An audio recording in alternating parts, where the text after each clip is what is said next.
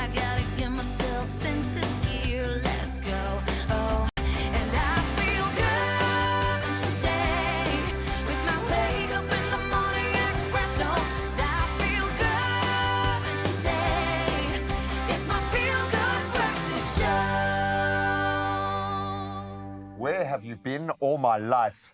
You too, man. Oh, you're talking to me, really? Of course I'm talking to you. Good I'm morning, actually my talking brother. to you guys. So good to be connecting with you this morning. A very good morning. Welcome back. Where have you been all our lives? There is something very magical about today's show. I know we're kind of coming on a little bit early with preparations now in full swing. We are delving into Diwali, also known as Deepavali, the Hindu festival of lights, with variations celebrated in other Indian religions as well. It really does symbolize the spiritual victory of light over darkness. That's good over evil and knowledge over ignorance. Doesn't the world need more of that energy right now? It really is such a beautiful celebration. I mean, the people gathering, what is happening under people's roofs. I mean, it is really, really, I love to see how people just throw open their houses. And I've been privileged enough to be part of Diwali celebrations in the past as well with some of my friends. And it really is truly special and magical. So may the light of Diwali illuminate your home and heart with happiness and prosperity. This Diwali celebration's coming up, and I hope the preparations are going very well on your end. But it's not only us down here in Cape Town, we're also connecting live in Josie with Zanele. Good morning, dear. Good morning, my beautiful humans. How are you guys this morning? So well, still waking up. Yeah, we're getting there. I think like most of South Africa, there's just a little bit of gas left in the tank now. We kind of get tunnel vision till the end of the year, but we got you. Don't worry. I think collectively we'll drag each other over the line, but we're doing very well, my friend, and getting very excited about Diwali. 100%. Shall we jump into our good morning post? Should we go out onto the social media streets? I think let's get the people into what we want from social media. We want to know more. more. Tell us. Enlighten us. Beautiful. All right, Expresso family. Firstly, you are in the right place, as you can already tell. We are so excited to have you with us. Siyanamkela Mzansi to the biggest and best breakfast show in the land. And the reason it is that is because you are here. So this is why we always want to hear from you on the social media streets for the good morning post. Let's get into it, shall we? It is #Expresso Show where you find us on every social media platform. But also, we also love to hear those beautiful morning voices on 063-408-8863. And as the gents said, a very happy and joyous Diwali to all of our viewers who are celebrating. We love it, and we cannot wait to see how you're celebrating, which is why we want to hear from you. Send us that voice note. What are you getting into to make sure that you celebrate the best way possible for 2024? What is going to be special about this Diwali that's going to make it absolutely everything to remember? Send it through right now, 063-408-8863 and #Expresso Show on all social media platforms. For now, let's get into the news headlines with Ewan. Thank you so much, Zanele. That's right, 3 minutes past 6 o'clock. Let's start off with those official duties for your Thursday morning. In your news headlines, starting off with your national news. Now, data released by Stats SA showed that the consumer price inflation has continued its downward trend, reaching a 3-year low of 3.8% in September, down from 4.4% in August. Now, inflation is now below the Reserve Bank's target midpoint, strengthening the case for another interest rate cut in November. Deputy of the Reserve Bank President Mampo Modise described the inflation outlook as positive ahead of next month's Monetary Policy Committee meeting.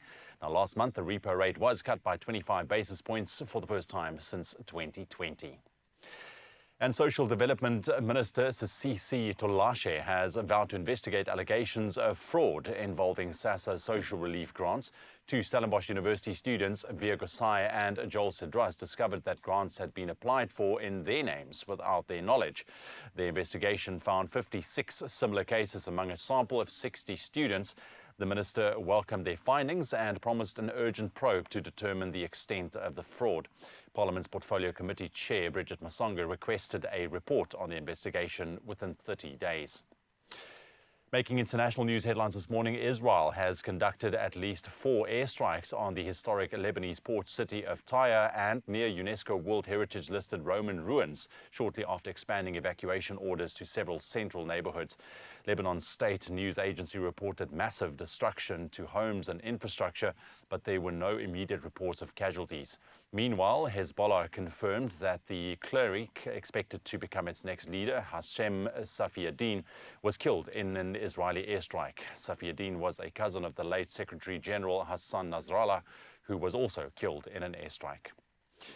And Nigerian President Bola Tinubu has reshuffled his 45-member cabinet, appointing 7 new ministers, sacking 5 and reassigning 10 to different portfolios, while the ministers of Finance, Defence, National Planning and 2 junior energy ministers retained their positions.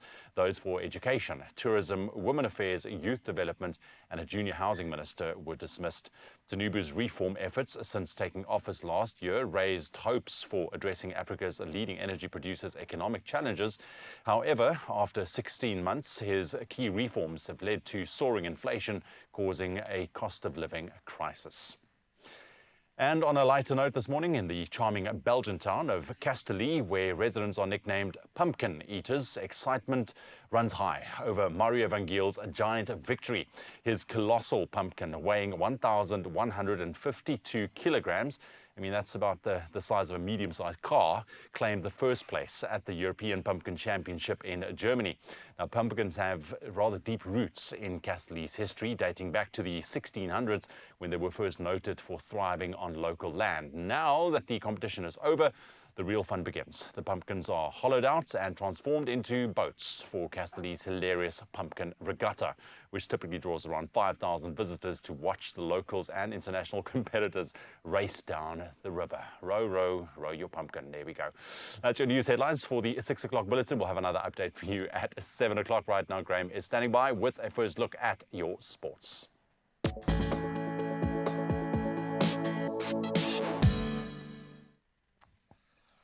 Pumpkin also weighs more than most rugby scrums out there, but we're not starting with rugby this morning. We're going to start with an incredible hat-trick from Raphinha that led Barcelona to a dominant 4-1 win over a bit of a hoodoo side for them, Bayern Munich, in their Champions League clash last night. So Robert Lewandowski got us off the marker, adding another for Barca, while Harry Kane then scored Bayern's lone goal on the night. So that victory snapping Barca's 6-match losing streak against Bayern and pushed them to the top of the group, while Bayern, they still struggle with only 1 win in 3 games, now occupying that lower half of the table. Now on to cricket, and they're pulling off a minor miracle. Mahdi Hassan Miraz's unbeaten 87 guided Bangladesh to 283 for 7, very much against the runner play, giving them an 81-run lead over the Proteas on a rain-shortened 3rd day of their first test. So with only 57.5 overs possible due to rain and poor light, Miraz's very composed knock, which included 9 fours and a 6, will be key as Bangladesh look to their tail now to build a challenging target for the Proteas. Now let's turn to tennis, and Novak Djokovic announced his withdrawal from the Paris Masters, where he's a 7-time champion, marking what could be the close of a tumultuous season for the player. Djokovic has won just 1 title in 2024, but it did mean a lot. His emotional Olympic gold in Paris. In this season, Yannick Sinner overtook him, undoubtedly claiming 2 Grand Slam titles and the world #1 ranking. So it's official. Djokovic, showing 6th in the race for the ATP finals, could still qualify for Turin next month, but risks being overtaken by others. Now, we love the sound of this one. Let's turn to boxing finally, as Tyson Fury has vowed to knock out Alexander Usyk in their heavyweight title rematch that will play out on the 21st of December in Riyadh after losing his undefeated record to the Ukrainian in May this year. So Usyk won the first fight via split decision, and Fury is confident of avenging that loss. And while Usyk holds the WBA, WBC and WBO belts, the IBF title vacated in June is no longer on the line, but it should be a mouth-watering clash nonetheless. And that's where we leave our sport for now. Let's get our first dose of Thursday morning weather.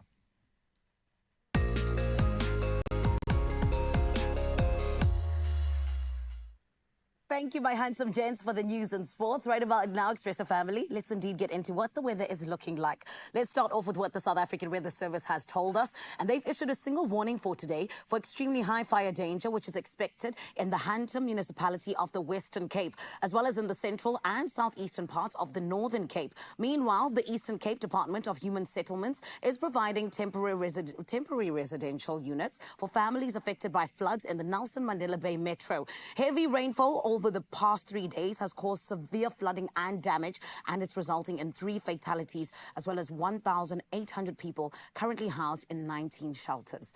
I hope that things do get better in that side of life. And right now, my Expresso family, I hope that we can possibly look at something that you have sent to us on 063-408-8863. One of my favorite times is when we are able to just receive the pictures from you. We don't even ask you. And this is why our overachiever this morning is Vivian from St. James Beach. My love, thank you so much for this beautiful sunrise view. I love how we can see the people in that little pool, but then we also see the beautiful horizon in terms of the sun just coming out. It's making my day a whole lot better. And Mzansi, you know we love to see your sunrise view as well. So send it through 063-408-8863. What is your side of life looking like this morning? Let's also take a look at what it's looking like in terms of temperatures.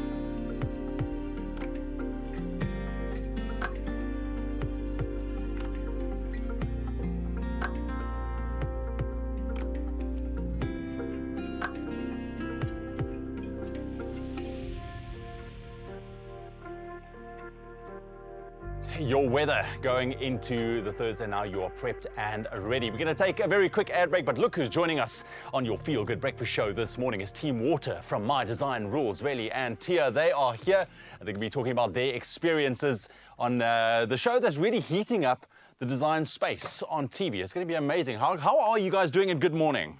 Good morning. We're doing really well. Are you guys still asleep just like I am? Yes, Yeah. pretty much. Listen, I'm going to sort you guys out with a little bit of orange juice. Just because, because we got to sort it out in the morning, get some vitamins going.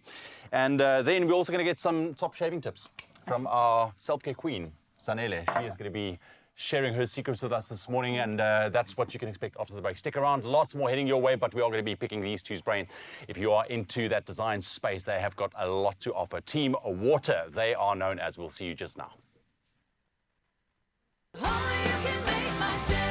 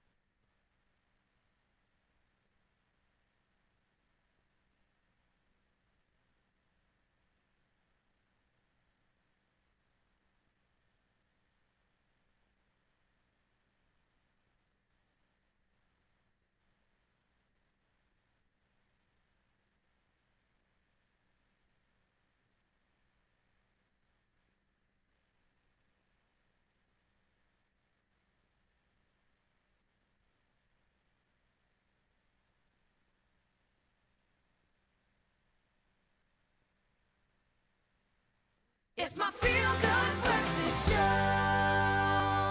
Welcome back. You are tuned into your Feel Good Breakfast Show, Expresso, right here on S3. It's a fresh Thursday morning, and now here we go. My Design Rules, the incredible new show on S3, where 4 innovative design duos are set to transform 4 apartments in a century-old Sea Point building, racing against the clock under the watchful eyes of industry experts Bill Bellingham and Lesego Moagi.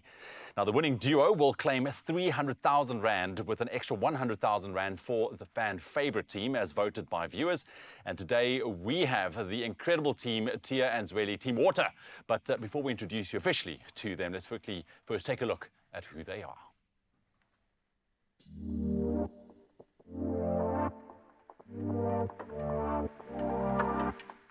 We're willing to take up the challenge, and I mean, it's obviously not one of our normal color palettes that we'd work with, but yeah, we're ready for the challenge. We're ready for the challenge. I'm an architectural technologist at TJ Architects International. What got me into interior design was actually watching Top Billing and watching the Win a Home show. My background allows me to think that functionality is the most important thing when designing a concept or a floor plan, and thereafter should aesthetics follow. When it comes to design, I think my strength is the fact that I approach design philosophically. I like to put my soul into it. We're both very bold people and we want to show our personalities in our design. And we also really love a nice aesthetic. Like something that looks and feels good is definitely what we're trying to achieve. And there they are, Team Water, Tia and Zweli. Welcome, welcome, welcome to the show. Thank you. You're sitting there and you are watching that screen and you're watching that little snippet. What is it like seeing yourself on there doing what you absolutely love? It feels... I saw you. I mean, it feels really amazing. I was telling Tia just now that I used to wake up to the sound, the Feel Good breakfast show. Yeah. And I mean, all those dreams and aspirations on like being on the show, watching Top Billing, watching the Win a Home show, I think it really makes me feel good and like sort of like validates like the journey and validates me going into like design school and like learning all those design principles. And today I'm here and Look at that. it feels really, really good. I love that. I love that for you. And you're also not stepping into the space in just a little small role. I mean, you're stepping into the space because this project that you guys are undertaking, it is massive. But I want to ask you about your team, Team Water. You said you are the perfect team. You guys work together nicely. What is it? How do you guys manage to work so perfectly together in a space that we know can get rather chaotic and stressful?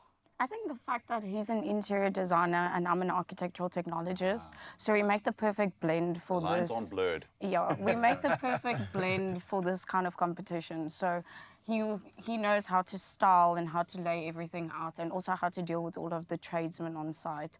And I'm more of like doing the running around behind the decor, and then it was also like helping with the floor plans. But I think in that way we meet perfectly in the middle, and like one handles one task, the other one handles the other, and that's how we like actually divide and conquer. Yeah, and from the get-go, I mean, if you guys found that common ground in terms of who does what, I mean, in terms of your roles, and also being, stepping into, let's say, the first challenge. I mean, challenging indeed. I mean, this is the first challenge presented to you guys. What was that like, stepping into that as a new team? It was actually really amazing. I think that's where like we sort of like found our feet, and we thought maybe going forward this can be really good for us, because she was really good at like the planning of like the finances, where do we allocate the budget, and really good at like those technical aspects of things. I'm more like the aesthetics. She's more like technical. So it was really good for our team. And that first challenge was actually really challenging, but then we like managed to like pull ourselves together. It did really look like nothing was happening. It was like trusting the process, and I feel like that's our whole team dynamic basically. Yeah. And I think also being able to like work at TJ Architects together prior, like we were already able to gain a friendship, and then going into the competition, like it's just been a lot easier to communicate, because I mean we do know each other. It's not like we're complete strangers. Yeah, and I mean communication really is key, because this is such an intimate space as well. I want to ask about, you know, your team water and how you're bringing that into your design, because I mean, what I love about shows like this is that it gives us so much inspiration, you know, for you viewers like us sitting and watching, you know. You guys come up with fresh ideas, you know, fresh new ways of sprucing up a space. But how are you incorporating the theme, water? Are you using it to spruce up the space, or what are you guys doing? What's the thinking, the long-term thinking here? Absolutely, we are using our theme like very wisely. The first thing we noticed when we were like picking the apartments is that we have like a very nice ocean view. So we're very lucky to get like the theme of water, so we can sort of like bring that ocean view into our space. So it allows us to like make our space more simple, but then sort of like taking in the surroundings, like the natural lights, using those blue tones, using a lot of like curved elements, you know, to channel like those waves and sort of like gets a flow around the space, basically. Looks like you've got the whole thing designed out in your head, or you know exactly what's going to be happening. And Tia's just knocking down walls like we've seen. For sure.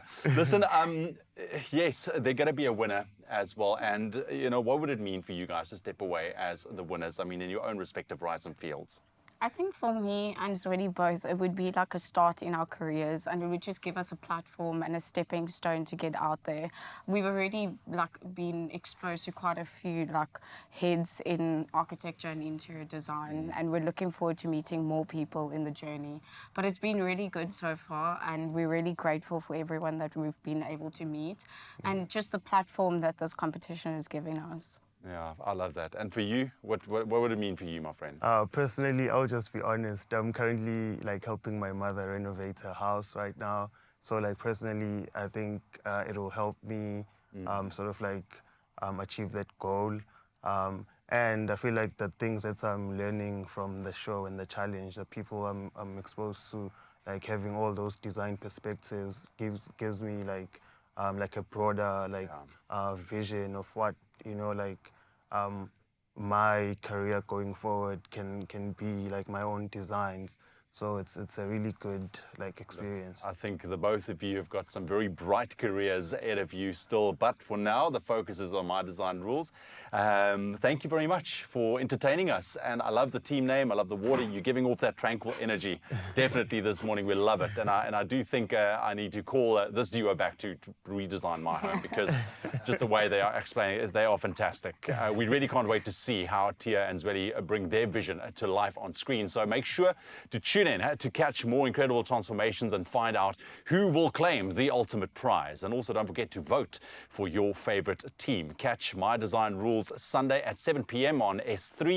It repeats on Thursdays, 2 p.m. and Sunday, 1 p.m. every week. This Sunday evening at 7 on S3 on My Design Rules. After being assigned their apartments and themes, it's game on for our 4 design duos. It's demolition day, looking forward to breaking some walls. Channel your transformation with My Design Rules. Sunday evenings at 7, repeat Thursdays at 2 and Sundays at 1 p.m. on S3. Well, I know that Tia and Zweli are kind of feeling like they've almost won the lottery with the opportunity they've been given. And trust me, they've barely yet discovered how much the strategic network around them right now is worth. You could actually win, and win big this morning. You stand a chance of scoring millions by playing Sports Stake 8, fixture list 795. Why am I being so specific? There is an estimated jackpot of over 2.7 million rand up for grabs today. So the fixture list closes at 6:15, as you should know. So what are you waiting for? Get on it right now. Play Sports Stake 8 now in store on nationallottery.co.za, where you can use their mobile app and just do it and be in your give yourself a chance to be in your game. But you got to play if you want to win, and it is a big today. Well, we are focusing on self-care. After the break, Zanetta is going to take us through important elements of her self-care routine, because it is vitally important that we do just take a moment to care about ourselves. And then, of course, we're going to understand about caring for an entire community on a different level as Kutle takes us inside an incredible initiative. It's all about spreading the right kind of education when it comes to hygiene, but also having some magical engagements with some beautiful kids. And I cannot wait for that. We'll see you on the other side.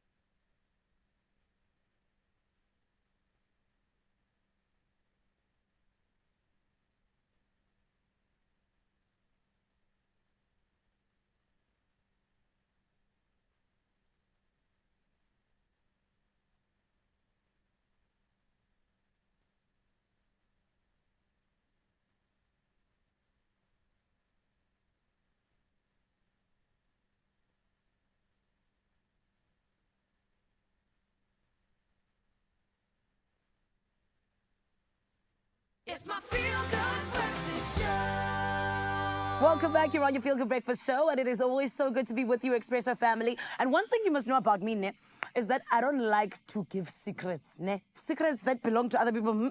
But when they're my secrets, oh, honey, I want to tell everyone. And I want to let you in on a little bit of a secret. It is the fact that Bic is here to allow our shaving days to be better than ever. Because just like self-care, my lovely, you know, shaving routines change up every now and again. And our day-to-day needs different preferences, different ways that we can possibly have the best out of our shaving experiences, which is why I am here to share my secrets with you. And I promise it's going to help you out, okay? You can even say goodbye to cuts and bruises and all these different things, because we're going to start with secret number 1, which in fact is all about shaving at night. This allows our skin to have a little bit of time. You know how sometimes, you know, our skin can come out just, you know, feeling a little bit tender after we've shaved and just allow that hair to be completely removed.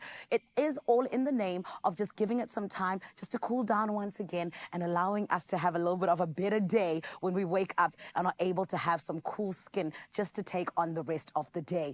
I want to get into secret number 2 now, because that is where we're saying goodbye to all of these cuts that sometimes happen. You know, I had to kind of, you know, help myself out every now and again and be super careful. But I do also know this: whenever you're able to take a warm towel and put it over your skin and allow the skin just to be warmed up a little bit, it does help out in terms of allowing the skin to be a little bit more tender and just, you know, not really letting it be as rough as it might normally be. And it helps out with not just letting things just be a little bit better when it comes to it and just not having really any more cuts, but also I think it just helps out in terms of our skin being a little bit more softened and a little bit more saying hi to the razor itself. So that for me always works out really well. But secret number 3, baby, it's gonna set you free. It is all about investing in high quality razors.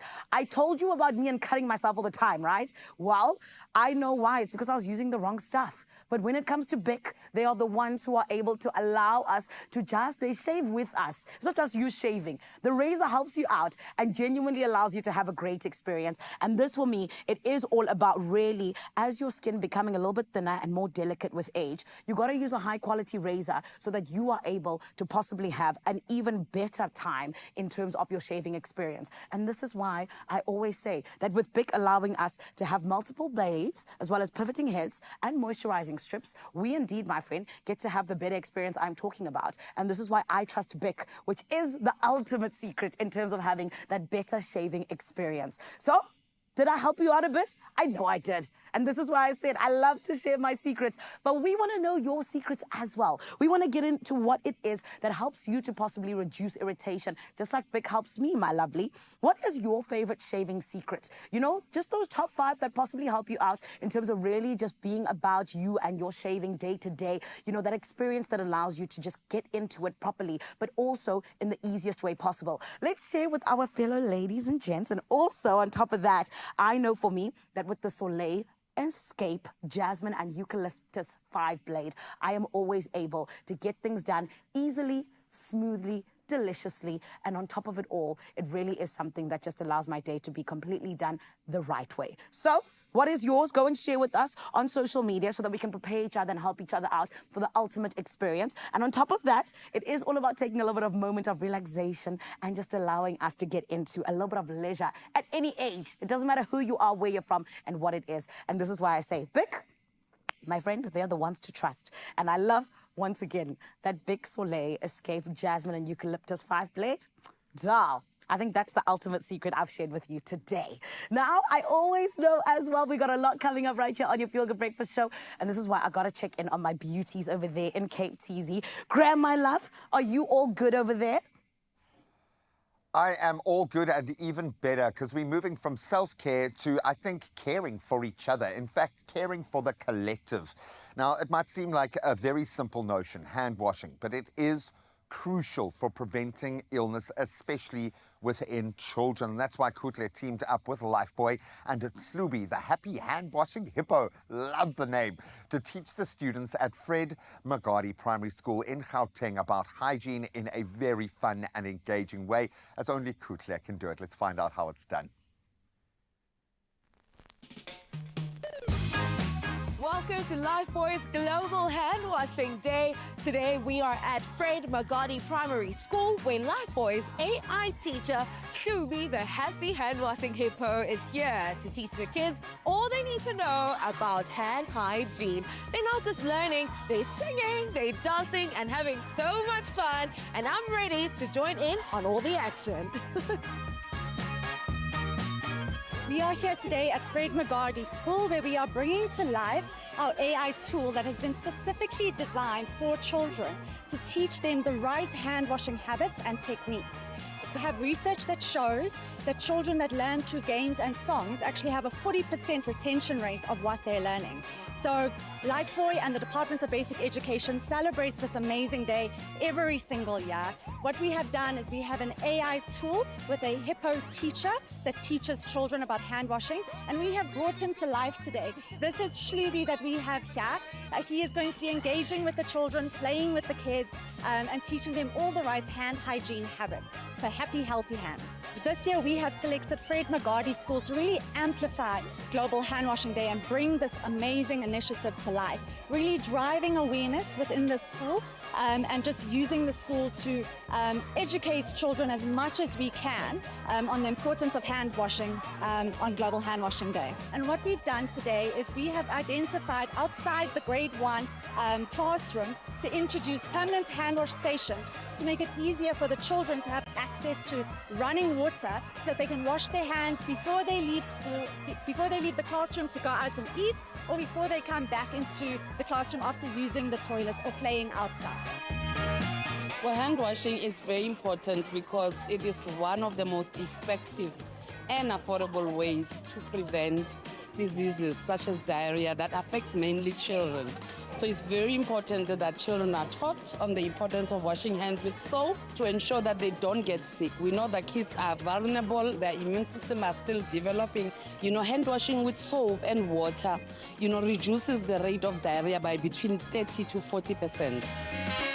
Happy Global Hand Washing Day. How excited are you to be here? Absolutely excited. I think people tend to overlook the importance of such days and the fact that there's a day that is dedicated to something as simple a practice as this, but as important, that is literally life-saving, is everything. Do you have any tips to make hygiene learning more fun and effective for other parents watching right now? The most important thing, especially because at the heart of it, you want to instill these things in your kids sooner rather than later.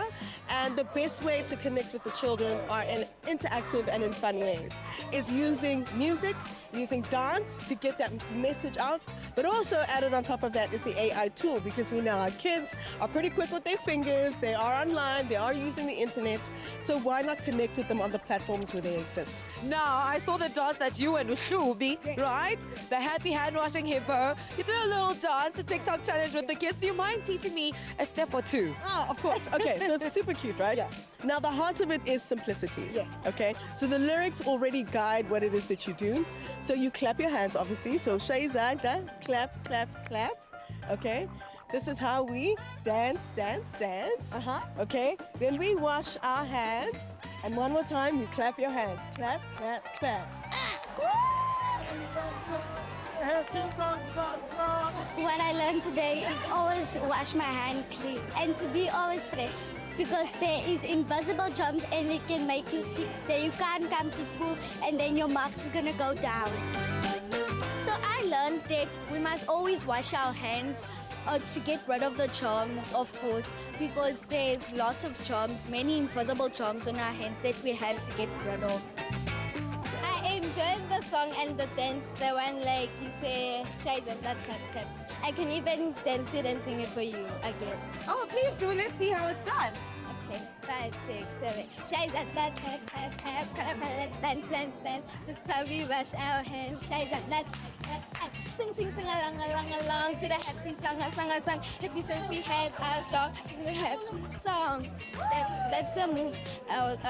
It's the reminder of how to wash your hands and always wash your hands at all times. Are our hands clean? That's exactly what I want to hear. Now, watching the kids learn, play, and have fun alongside Subi, the happy hand-washing hippo, was truly so much fun and inspiring. Lifebuoy is at the forefront of a hand-washing revolution, ensuring that our kids know that healthy hands are truly happy hands. So let's keep our families clean and ready for any adventures that may await, because once again, healthy hands are... Happy hands! Oh, yes.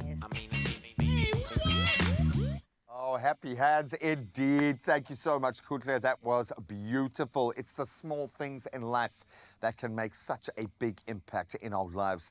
And the reveal of the hand-washing basins looks like a very special moment. I think we know what it means to that community, those very special kids. So go out there, stay safe, and remember, healthy hands are happy hands.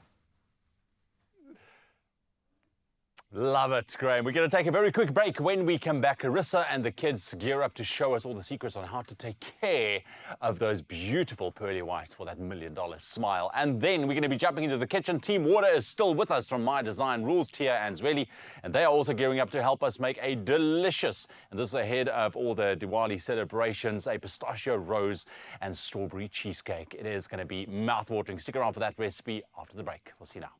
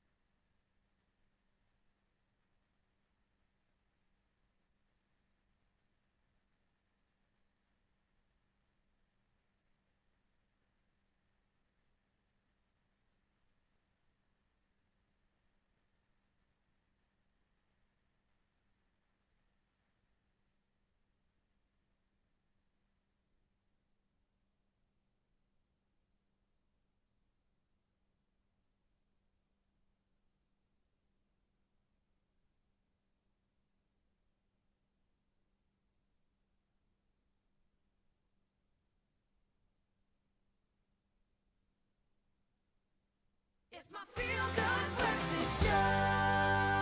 Keeping our teeth clean and healthy is super important, but you already knew that. And what better way to learn than with a fun quiz? Now, we've got two teams here today ready to battle it out and show us how much they know about taking care of their smiles. We've got the Slay Queens, and we also have the Cavity Chasers. Who's going to get to the top? Well, we'll find out in just a bit. But let me tell you how this works, okay? I'll ask a set of 5 questions where you'll only have 10 seconds to discuss with your teammate exactly what the answer could be. And the first one to call out their team name is going to walk away with the right answer. And then, of course, the winner wins a prize at the end of it. We love an incentive when it comes to a game. So can I get some noise for the Cavity Chasers? Yay! Okay, in case you didn't know, we've got the Cavity Chasers. We've got Hamish as well as Noah. And then we've got to ask, are the Slay Queens here? Yes.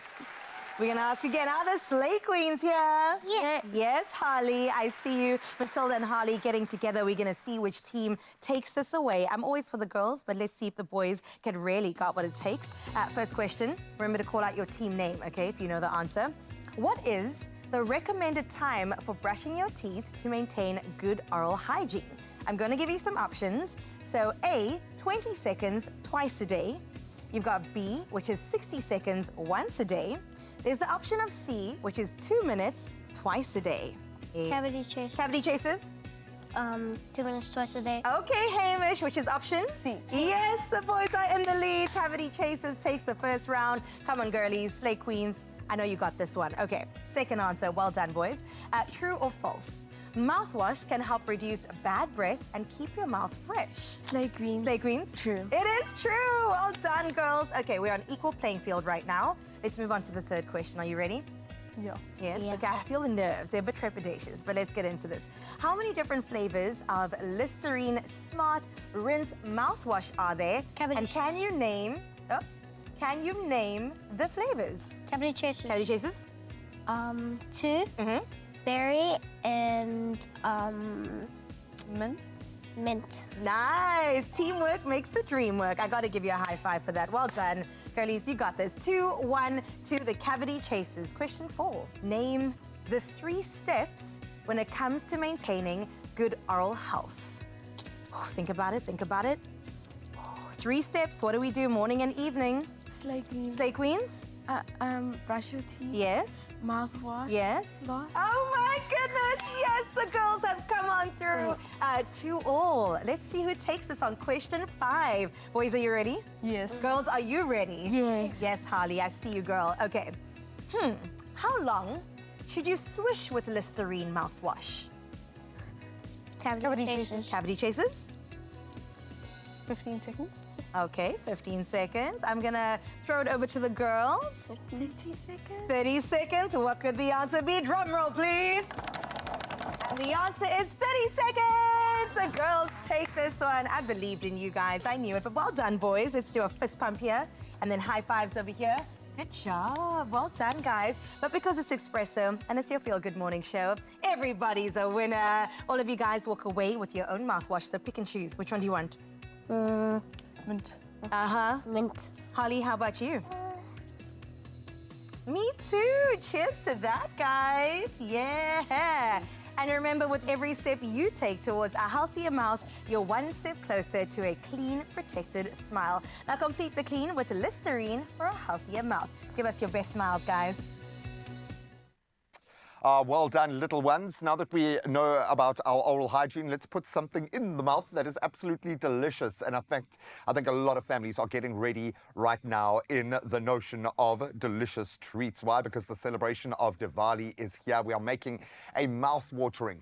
Get the strawberry, pistachio, and rose cheesecake. It might sound impossible, but we have proven on the show you can make anything. This dessert is a beauty, and it's going to taste as beautiful as it looks, combining the richness of cream cheese with some beautiful floral notes of rose essence and then the crunch of pistachios. A stunning treat that is sure to impress. Now, Tia Henderson and Zwelebanzi Nzuza from My Design Rules Team Water are with us in the kitchen. You're going to flow like water through everything. I know how hectic it gets on the My Design Rules set. Obviously, Ra's a really good friend of mine. He's at a front row seat. I'm working on the production in certain capacities, which has been just the most exciting thing. So the fact that you are two are still happy, smiling, and standing is amazing. So congratulations on that notion. So you guys are going to be getting to work for us this morning.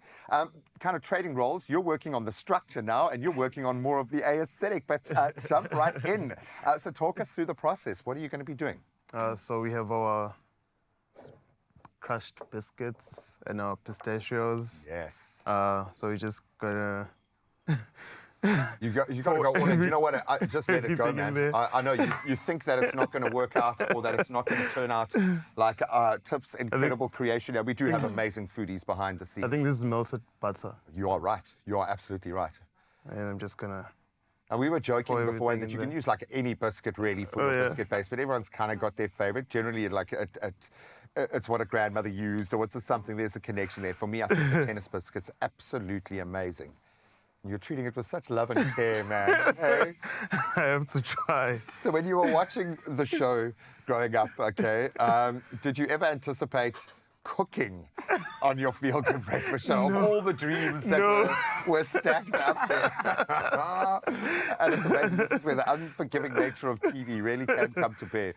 I love that. So great. The base is looking good. That's going to be worked in there. Now we've got our filling. Tia, take us through because this looks awesome. So I've got some cream cheese here, and we're going to use some strawberry yogurt, a Very cup nice. of. And then there's condensed milk, there's 2 eggs, there's strawberry jam, and some rose water. And we're just going to mix it all together. I feel like you just gave me a briefing. I feel like I'm your crew for the day, and you just give me the briefing of what we've got to achieve. This is going to be redone. This wall's being knocked down. We've got to turn this space into a beautiful pink, which is not your color palette, but it is the beautiful color palette of our Clover Smooth strawberry flavored low-fat yogurt. It is absolutely beautiful. And to this recipe, it's going to add a nice, refreshing, fruity twist to the cheesecake, which I think works beautifully, enhancing both the flavor and the creaminess of the filling. Why is it so good? Because it's made with real yogurt, which means it has a higher protein content compared to some of the dairy snacks that are out there. Perfect for adding some extra nutrition to your baking with delicious flavors like the mixed fruit, which I think would work well in this essence. The strawberry is also absolutely a winner, and it proves Clover's commitment to quality that ensures that the yogurt brings just the right balance of taste and texture, making it an essential part of this particular indulgent recipe. And that's looking spectacular, like for the gram, yo. Now the eggs are going in. I like the fact that we are playing around with things that a lot of people will have in their pantry. Like, you'll have, maybe not the rose water, okay? Maybe around this time of the year for Diwali, maybe there is a lot more rose water going around. That just looks spectacular. So really, how's the base going there? Really good. It's really, I like that self trying to. That begs the question: are one of you negative and positive? Do you both? Because you both seem like quite positive people, but in the heat of battle, the true personality comes out. Is one of you more positive? One of you more negative? Who has to keep the other one in check? Do you think? I think so. Yes, like with every dynamic, there has to be the positive and the negative. I think that's how you get things to work. Balance, you get the balance. Sure. Yeah. So that being said, who wakes up with a smile, and who generally needs like 3 or 4 cups of coffee to get going? It's really, do you ever not smile, brother? I mean, I would say I barely smile, especially when working on something. Oh, really? I need to focus as much as I can during the process. Yeah. Because I think this is the thing where it all comes to bear for me. I'm joking about the fact when a set becomes a site, your budget is a whole different beast altogether. What is the biggest pressure point? Is it the creative pressure that you put on yourselves? Is it just the budget, the fact that you've got this tiny framework to operate in? What do you find the most stressful about this? I think the budget and also just the timeline. It's quite tight, and the budget isn't very big when you're looking on a bigger scale. you need to make sure that there's enough money for furniture and all the little bits and pieces, like for styling and everything. And sometimes, like, that's not always the case. So you have to I always just leave a certain amount, like an estimation for something, and then I know how much I can spend on decor and other stuff. Just to have an eye. And then if you have to make a compromise, at least it's an educated decision. It's not being done under pressure. Yeah. I get that. It's one of those things where you are kind of living a very personal journey, but it's also a very big thing that the whole nation is now a part of. What do you think it's going to take to win this challenge, my brother? I think winning this challenge will definitely take, like staying true to like ourselves, like personally and like in terms of like our design style going forward, staying true to our theme, staying grounded, not getting lost in... Love that. in like everything that is happening around us and like the noise, social media. I mean, everyone has their own opinions. Like sometimes even the judges will have their own opinions and whatever maybe criticism comes your way, you shouldn't like take it like personally, you just like have to use it to make you grow. And then I think with like every challenge going forward, we can sort of like grow to a point where we like in a very good spot to like win a challenge, like in win. Oh, the look whole what you've done show. already. Look where you are. You are busy baking a cheesecake with rose water on national TV. I mean, nothing will hold you back. We absolutely love you guys and what you represent on the show. So thank you for having this amazing dynamic. I think they're going to be tough to beat when they can collaborate like this. And I want you guys to do a little collaboration yourself in the kitchen. Treat yourself to this truly delightful strawberry, pistachio and rose cheesecake. And for the full recipe, you can visit expressoshow.com and then whip up a real yogurt-inspired dessert yourself at home. We haven't got a finished product, but I think this is going to even challenge our foodie team. But Zanele, just taking a look at this cheesecake, I don't know if you're a sweet tooth girl, but I think we have found the perfect way to start our Diwali celebrations. 100%. I am absolutely sitting here with a mouth full of just saliva. It's watering. That is what is going on here. I don't appreciate you guys making me feel this hungry, but I can appreciate your skills in the kitchen, guys. It looks absolutely delicious. I wish I was going to be there for the finished product. I'm so sad. It's okay. It's okay. I was going to say we'll keep some for you. We'll send some to Joburg, but I don't think this is going to last longer than about 30 seconds this morning. But I'm sending you lots of love and lots of light and lots of energy, and hopefully you can feel that, girl. Thank you. Oh, thank you, my beautiful Graham. And you know what, Expresso family? We are getting into the spirit of celebrating all of the light, all of the love, and all of the celebrations that are around Diwali, which is why coming up, we're getting to chat to the Breakfast Express hosts on Lotus FM. They're getting to hear just how it is. In fact, we are excited to hear how they are celebrating. And then we are also going to be getting into that glow that comes with Diwali, all in the name of the beautiful Lorraine Maharaj being here with us to let us know how we can get it just like hers. Do not go anywhere. We're going to be doing that and a whole lot more right here on your Feel Good Breakfast show. Let's take a short break, shall we? This week on the Tastemaster Junior, it's the grand finale. Our top 3 battle it out for the title. Dinge gaan nie so vlot soos wat dit gewoonlik doen nie. How did I guide myself? I'm really stressed for time. What do I do? Please don't say it's burning. Who will be crowned the first ever Tastemaster Junior? The winner is it Afton, Tinika, or Jazara? Find out Tuesday at 7, Wednesday at 1, and Sunday at 4 p.m. Only on SABC2.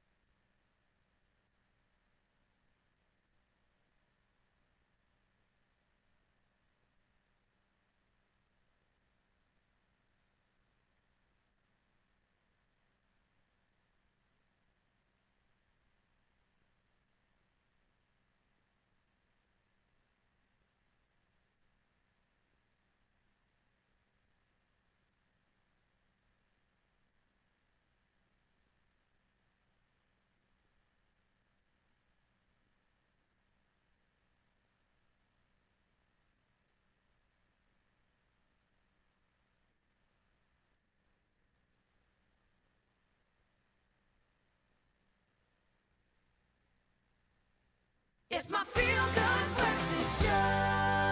Now we can feel the love, we can feel the energy as the vibrant festival of Diwali approaches. We are thrilled this morning to be joined by O'Neill Nair, host of the Breakfast Express on Lotus FM, and his amazing co-host Shastra Nagasar. Together, they're going to take us through the heart of what makes this celebration so special. Now, Diwali is not just a time for beautiful lights, for obviously delicious food and very festive gatherings. It's also a time to reflect on traditions, on unity, and ultimately the triumph of light over darkness. And boy, doesn't the world need more of that notion right now. Looking at your giant, gorgeous faces beside me, it's so good to see you and not just hear you now. I've got to ask, how are you guys, first of all? Well, thank you, Graham. Namaste, Vanakkam, Namaskaram, and to all your viewers, we're great. Yeah, wonderful to see you again. Oh, man, we would have loved to have had you in person, but I know you are very, very busy at the moment. So I've got to ask you, because this is one of those beautiful moments that I would imagine there is a thread throughout your entire life that connects you to Diwali through very special moments. What are some of the memories that you have of Diwali before your professional embracing of this beautiful festive time?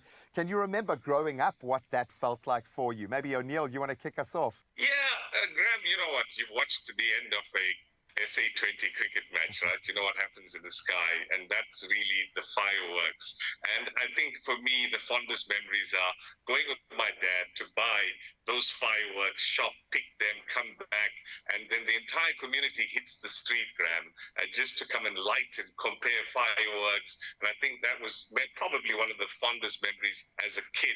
Of course, just that scent, that sweet smell as well, the build up to Diwali for a week where, you know, everyone's preparing stuff and you get that scent and you're using your senses just to pick up something special coming. Oh, yes, it's Diwali.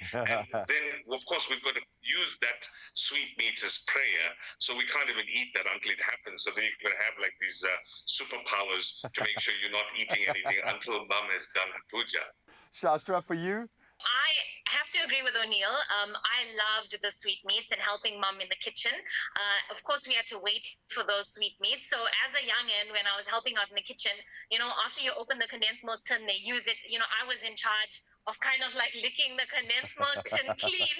That was my job. It was a lot of excitement, all the new clothes, family and friends coming over to exchange parcels. It would usually look a little something like this. So I'm just getting you a bit of a box here so that you can have a look-see. So this is one of the little Diwali parcels. It's gotten fancier over the years, by the way. And so inside you'll have some of your favorite sweetmeats, which are rolling around over there, but a bit of barfi, chana magaj, some biscuits as well. The barfi is her favorite and the other is mine. That's why the two are there. Graham, you've got to try that. And that's why the two of you work so well together. It's all about balance. I absolutely love it. Now I'm regretting you guys not being in studio even more now, okay? You obviously have an opportunity to live this joy and the notion behind Diwali on a much bigger platform now. O'Neill, I would imagine you are relishing the opportunity to take this to your listeners. What have you guys got planned in terms of what's going out on air for Diwali? Graham, Lotus's motto is sharing the experience, and I think Diwali or Deepavali personifies that. We've already started, by the way. It's been a 2-week build-up. We brought in some of the best chefs to come and share their experience, their recipes, so that some people looking to hone their skills on making that perfect sweet meat in preparation. So that starts, you know, when you start talking about those ingredients, everyone's kind of gets ready to know that, listen, it's that time of the year again. Button, yeah. Oh, I absolutely love it. And I would imagine you're going to relish every second with your listeners who absolutely love you guys and the extent that you go to represent that. So kudos to you for living that truth. You know, I mentioned at the beginning the notion of the victory of light over darkness. The world is probably more polarized than it ever has been before. South Africa faces the challenges that we always face. Shastra, maybe I can put this to you. What does that mean to you when you think about the principle of Diwali and the notion of light overcoming darkness right now? Yeah, Graham, I think it's really beautiful. I think the message of light triumphing over darkness is just so universal. So it's not just about physical light, it's also about hope and the positivity that we bring into our lives. And, you know, I really believe that no matter where you come from, or what your background is, the idea of overcoming some of those challenges and, finding the light in dark times, whatever those dark times might be for you, really resonates with everyone. So I think it's a reminder that we all have the power to bring brightness into the world, whether it's through kindness, whether it's through love, or just spending some time with somebody who needs it. I'm going to say thank you to both of you, because something that could ordinarily be quite exclusive to those that don't practice the faith, you have opened up such a beautiful window. In fact, you've opened your arms to those of us who don't know, to fully embrace this incredible time. So thank you so much for being that. Thank you for representing in the way that you do on Lotus FM. And I will forgive you for not watching the show, because I know you're just pumping out the same kind of love and energy at the same time as us on the airwaves. But to both of you, have the most magical time over this very, very special time for you. And thank you so much for once again shining a light, excuse the pun, onto Diwali for us. It's going to be a very, very special year this year, I think. Thank you, guys. Thank you, and happy Diwali to all your viewers of Expresso and to all South Africans celebrating. Thank you. Happy Diwali.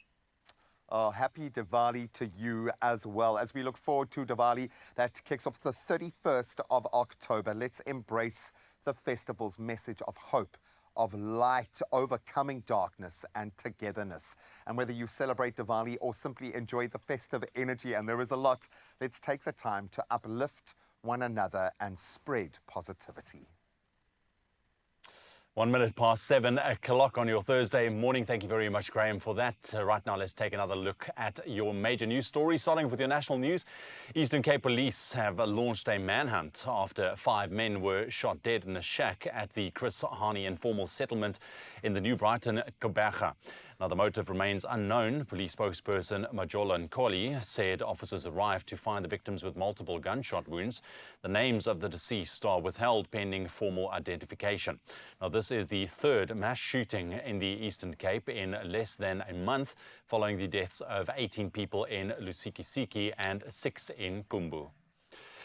Data released by Stats SA shows that the consumer price inflation has continued its downward trend, reaching a 3-year low of 3.8% in September, down from 4.4% in August. Inflation is now below the Reserve Bank's target midpoint, strengthening the case for another interest rate cut in November. Deputy Reserve Bank President Mampo Modise described the inflation outlook as positive ahead of next month's Monetary Policy Committee meeting. Now, last month, the repo rate was cut by 25 basis points for the first time since 2020. Over to international news headlines this morning. Egypt is working to strengthen ties with other BRICS members after joining the group at the start of the year. Planning Minister Hala Al-Said reported that imports from BRICS countries Brazil, Russia, India, China and South Africa have risen by 33% since 2020, while exports to these countries increased by 75%. Egypt, one of 6 nations invited to join BRICS on January the 1st, hopes this membership will alleviate its foreign currency shortage by minimizing reliance on US dollar transactions and attracting new investments. And Israel has conducted at least 4 airstrikes on the historic Lebanese port city of Tyre and near UNESCO World Heritage listed Roman ruins shortly after expanding evacuation orders to several central neighborhoods. Lebanon's state news agency reported massive destruction to homes and infrastructure, but there were no immediate reports of casualties. Meanwhile, Hezbollah confirmed that the cleric expected to become its next leader, Hashem Safiuddin, was killed in an Israeli airstrike. Now, Safiuddin was a cousin of the late Secretary General Hassan Nasrallah, who was also killed in an airstrike. And on a lighter note, we'll finish with a story in the charming Belgian town of Castelli, where residents are nicknamed pumpkin eaters. Excitement runs high over Mario van Giel's giant victory. Now, his colossal pumpkin, weighing about 1,152 kilograms, that's about the size of a medium-sized car, claimed first place at the European Pumpkin Championship in Germany. Now, pumpkins have deep roots in Castelli's history, dating back to the 1600s, when they were first noted for thriving on local land. And now that the competition is over, well, the real fun can begin. The pumpkins are hollowed out and transformed into boats for Castelli's hilarious Pumpkin Regatta, which typically draws around 5,000 visitors to watch locals and international competitors race down the river. Definitely a sight to see for sure. That's where we leave your news headlines for this Thursday morning. Let's get another take on your sports. Graham is standing by.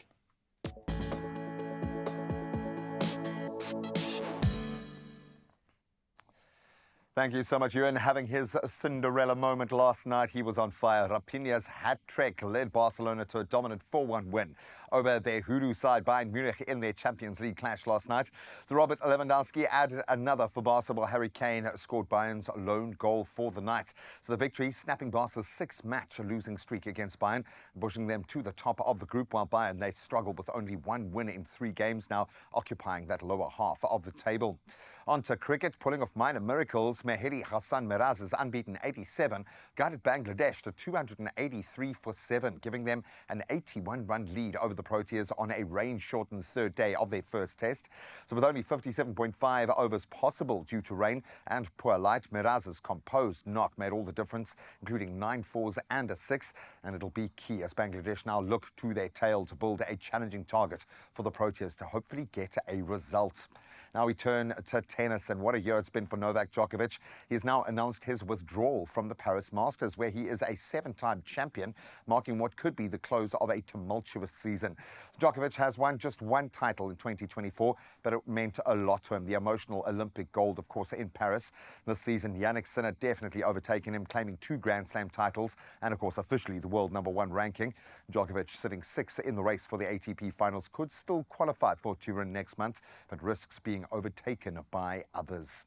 Now let's turn to boxing, and what a highlight to look forward to at the end of the year. Tyson Fury has now vowed that he will knock out Alexander Usyk in the heavyweight title rematch on the 21st of December in Riyadh, after losing his undefeated record to the Ukrainian in May this year. So Usyk won the first fight via split decision, and Fury is now confident of avenging that loss. While Usyk holds the WBA, WBC and WBO titles at the moment, the IBF belts vacated in June is no longer on the line, but this one is a battle for the ages, so we cannot wait. But that's where we leave our sport for now. Let's get our first look at the roads.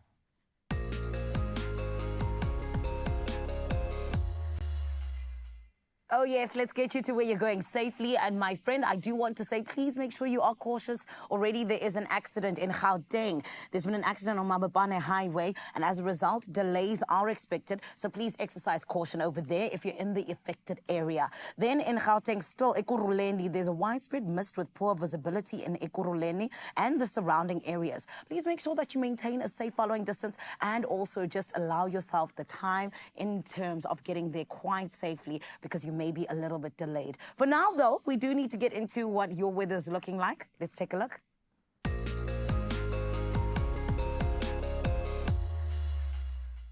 The South African Weather Service has issued a single warning for today of extremely high fire danger, which is expected in the Hantam municipality of the Western Cape, as well as in the central and southeastern parts of the Northern Cape. Meanwhile, the Eastern Cape Department of Human Settlements is providing temporary residential units for families affected by floods in the Nelson Mandela Bay Metro.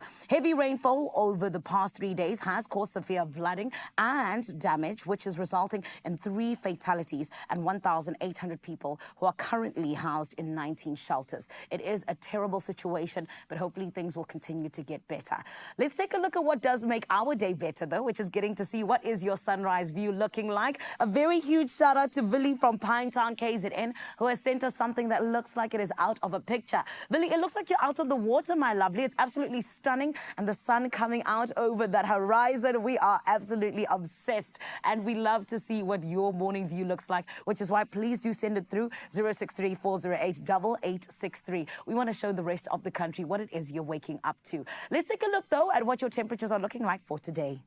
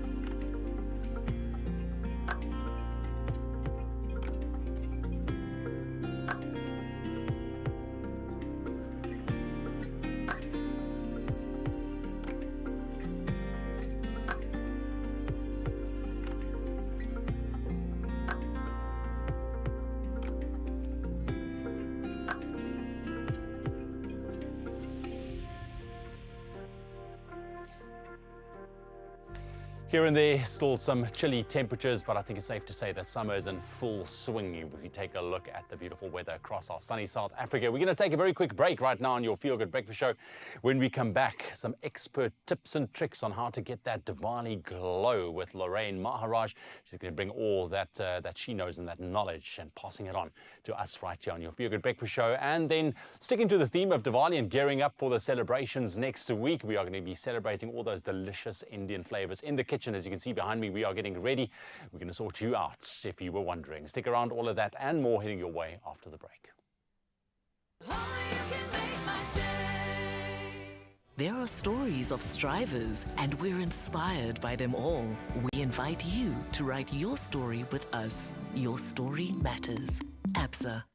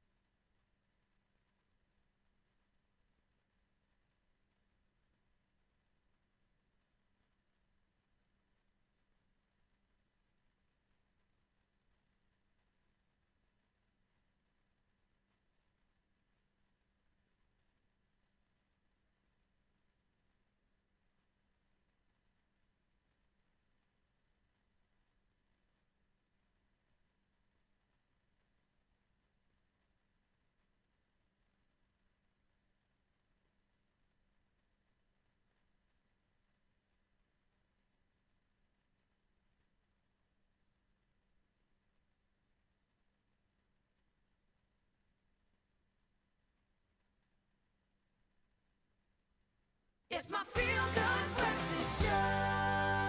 Welcome back here on your Feel Good Breakfast Show indeed, my lovely. And it is always so good to be with you, especially when we are celebrating. And today, you know that we've been getting into the celebration of Diwali, which is the celebration of lights, the festival of lights even, which is all about celebrating good over evil as well as light over darkness. And it's such a beautiful celebration, which is why, as South Africans, we always say to those who are celebrating a very happy and joyous Diwali to you. But we want you to do it the right way, right? Which is why we brought along a queen, somebody who is the founder and blogger. Her name is none other than Lorraine Maharaj. She is the one who is behind Tamarind and Time. And today we're getting to find out how it is we can celebrate Diwali in the best way possible. Let's give her a feel-good welcome, please, everybody.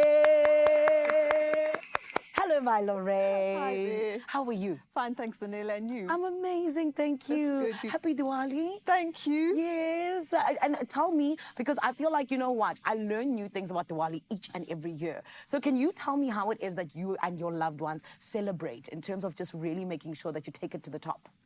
Okay, so I am a food blogger, so obviously there's lots of food being made during Diwali. So we make a lot of sweetmeats, sweet treats, mithai is what it's called. And that's our way, because we share these with our friends, our family and our loved ones. And the reason why we share sweets is to wish them happiness, prosperity, and it's just to show them gratitude. And if you get a box of sweets from me, that means you matter. So that's why we share sweets. And then we obviously clean our house, because Diwali comprises of 5 days. But here in South Africa, we're a little bit westernized. So we don't actually, commemorate all 5 days in the way we should. But we do try. Some of us try. Some of us are a little bit more into our culture. So we do the 5 days, and others don't really do the 5 days. They do the third day, which is Diwali. So for us, we clean our house. Your house has got to be clean because that's how you bring in positive energy. Yes. And we also worship the goddess Mother Lakshmi. And in order for Mother Lakshmi to visit your home, you want a clean home. It's like you inviting guests into your home. Yes. And you want a clean home. The same way, if you want Mother Lakshmi in your home, you will clean your house. So we do a thorough cleanup. And it's also, Diwali is also a step into the new year. So we also cleanse and we get rid of all the unwanted items. Yeah. And yeah, so that's what the cleansing ceremony is all about. And then we, as I said, we bake a lot. And also you can gift. Some people go and shop and they buy gold and they buy utensils. And that is because they want to bring in good fortune. Okay. Because gold represents fortune. Love that. They do that. And of course, on Diwali Day, we do a prayer and we worship Mother Lakshmi again. So for us, it's a day of prayer and family get together. Yes. And we share our food because food is joy. Yes, it is. Yes, it is. And we bond with our family because that's what Diwali is all about, bonding with your family. And of course, in the evenings, we will light our clay lamps. Yeah. In the old days, it was clay lamps because nobody had candles. So that's why they started the clay lamps and you put some ghee and a little wick and you light it. Yeah. Now we're a little bit more modern and westernized, so we use candles. Nice. And so we can use a little bit of candles, a little bit of clay lamps. I like to still keep my culture going and, you know, remind me of the old days. So I like using a bit of clay lamps. Beautiful. And so Deepavali actually means row of lights. Yes. So in the evenings, you will see rows of lights. Yes. And so that's what we light in the evenings. Lovely. Well, Lorraine, I think that it is always so beautiful to see you and just like the families coming together and genuinely celebrating Diwali. But I also know that there's always ways to kind of, you know, make it even better. Yes. And what better way than makeup? Because I'm a makeup girl and I can tell you are as well because you look absolutely stunning. Thank you. How do you use makeup just to kind of, you know, take this beautiful attire to a whole new level? So I've been reading a little bit. I am big on makeup, but not that big. But Okay. I believe the trend this year for Diwali is having glowy, hydrated skin. Nice. And maybe a little pop of color and some lipstick or a lip balm. Yes. So, of course, prepping is so important. So I've got to use a good moisturizer. And I've got very dry skin. So obviously, Woolworths has got an amazing moisturizer. And then I use the toner to give me that glow. Yes. And then a nice foundation. And as you can see, the Woolworths has got this Glow Wow, which is amazing. It gives you that glow that you need. Stunning. And some of this I've used, the multi-stick. This is amazing. Yeah. Because you can use it on your eyes, on your cheeks, and of course your lips. And I'm one of those people that like simplicity. I don't want to carry too much stuff with me. I love so, that. Yeah. So she's a girl who does it all. Absolutely. I so love every girl needs this multi-stick in a handbag. Multifaceted. And I mean, I'm someone, like, I carry everything in my bag. So that it works for me because This then I is can just like a woman. It Literally, multitasks. That's right. I love that. And everything that you've got on right now, like the pop of color Yes, and everything. it's Woolworths. Love it. The eyeshadow, and this is a pop of color that I needed. Yes. And of course, yes, I showed you this, the skin tint. 100%. And then this is the moisturizer that I started with. Of course, it's a brightening day cream. I need some brightness. And then this is the toner. It's the Glow Skin Toner. Every girl needs a bit of glow. I think that's the toner that was trending at some point, even, actually, because everybody loves it. Absolutely. Yes, And then, beautiful. of course, every girl needs some perfume. And this Just is a little. the Woolworths Joy perfume. Yes. And you got to smell good, of course. I love that for you. I'm actually, I 100% believe in the perfumes from W Beauty. They are amazing. Right. I have one that stays in my bag all the time and I just spritz it and it just allows me to feel fresh throughout the day, 100%. But I also know because, of course, already you are just a shining star with this beautiful ensemble. But I want to know, how do you use, you know, some of the different accessories just to uplift this lovely ensemble? Okay, so Woolworths has some amazing gold jewelry. Yes. And I mean, a lot of Indian attire, you see there's a lot of gold and sparkly bits on our clothes. And I got these earrings because also Indian jewelry is very intricate. Okay. And I felt that this was like just up my alley in terms of my Indian attire. Can you Love see? It's really intricate. Yeah. And I love all the details. It's absolutely stunning. So and it's this a is what I statement. chose. It's a statement piece, yes. Jewelry can never be boring. I like that. I'm a fan of that. Especially if you're Indian and you're wearing all these gaudy attire. You need something that's going to match up to the level. Absolutely, yes. I am for this. Yes. And it looks so and stunning. so that's it. Nice. And then I got some bangles. Because the Indian married women have to wear bangles. I was literally going to say, Yes, you guys so- are really great with the bangles. So we do need bangles, and I love this. So it just matches my outfit. It really does. Absolutely Yes. stunning. And I also have a chain. We love lots of jewelry, actually. So the more, the merrier. You did not come to play today, Lorraine. No, I did I not. am a fan. Yes. So this is what I've put on. And as you can see, it's very simple. It's nothing It's nothing major. too hectic. Yes. Yes. It Because, just, I mean, I've got a lot of work on my clothes, and I've got the bangles and the statement piece earrings. So I didn't want to have this also popping out. it just so elevates the it just whole sort look. of, yeah. Beautiful. And speaking of elevating, I mean, I'm loving your sandals. Oh, yes. Because I feel like I see the sparkle and A girl can never have enough sparkle. Exactly. So that's what I've got on my feet. Oh, Lorraine, I am absolutely I obsessed. feel like Cinderella.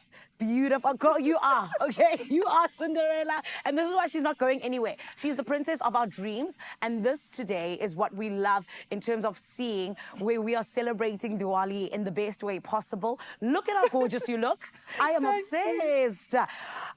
Jonga Mzansi, listen, family, we are in fact 100% about to still be taken on a Diwali trip that for me is an experience and a half because we're getting to learn more about this beautiful celebration. And this is why you got to stick around, yeah? And for all of your needs in terms of getting everything you need with celebrating, you can get all of it under one roof. I'm talking about Woolworths, of course. You heard about the jewelry, you heard about all of the makeup and everything else that you could possibly need. But I also tell you this, let me tease you a bit. On the way, Lorraine is going to be taking us through some of the food that we in fact can be just expecting when it comes to the Indian flavors you can expect from Woolworths. And then we are also going to be getting into something else which I am super excited about, and that is some of the table settings and everything else in between. So do not go anywhere because it's still going to be a huge celebration right here on your Feel Good Breakfast Show.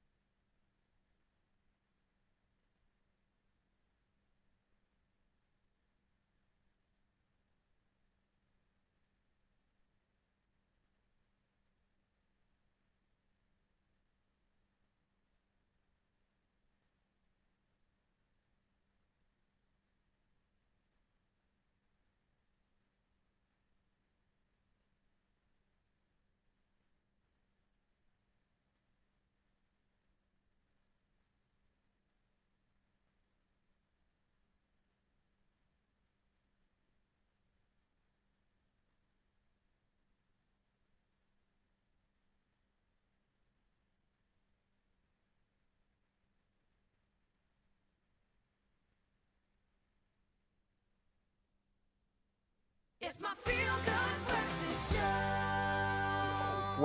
Welcome back to the kitchen, and there is a lot of light and colour in our kitchen this morning. I think the key to making delicious Indian food is creating flavourful layers that enhance over time. This is just one of the gems we've picked up from the incredible chefs we get to share this kitchen with. And with Woolworths' brand new range of Indian-inspired ingredients, you can enjoy your favourite Indian dishes in the comfort of your own home. Maybe discover flavours and taste combinations that you never knew. And senior product developer Izette Olofse is here to tell us more about what I would imagine is a very exciting range internally. So congratulations. It just looks beautiful, but there is a lot going on here. And I suppose when you're dipping into the Indian flavour palette, I mean, what a canvas to work on. So talk me through what has got you so excited about this incredible new range. What inspired you to go down this lane? Good morning, and thank you for having me this morning. What inspired me for this Indian range is really the complexity and the layers of flavors across in all the products. The beautiful colors of the Indian curry sauces, which can vary from a red, a deep burnt orange to an orange, red, very dramatic. And then the texture of the sauces, which is creamy and velvety. I love the fact that as a novice cook, once you've got the right ingredients, there is a roadmap and you can start having a lot of fun. You can really push the boat out and discover new kind of culinary territory, if you will. But there are so many touch points here. It's difficult to know where to begin. So maybe you can break down, start working through some of the products that have got you most excited. Yeah, so to be able to have done that, I was fascinated with all the spices in Indian cuisine. And I, as the product developer, had to really understand all the spices and the role each one play to offer that layer and complexity of flavors in your dish.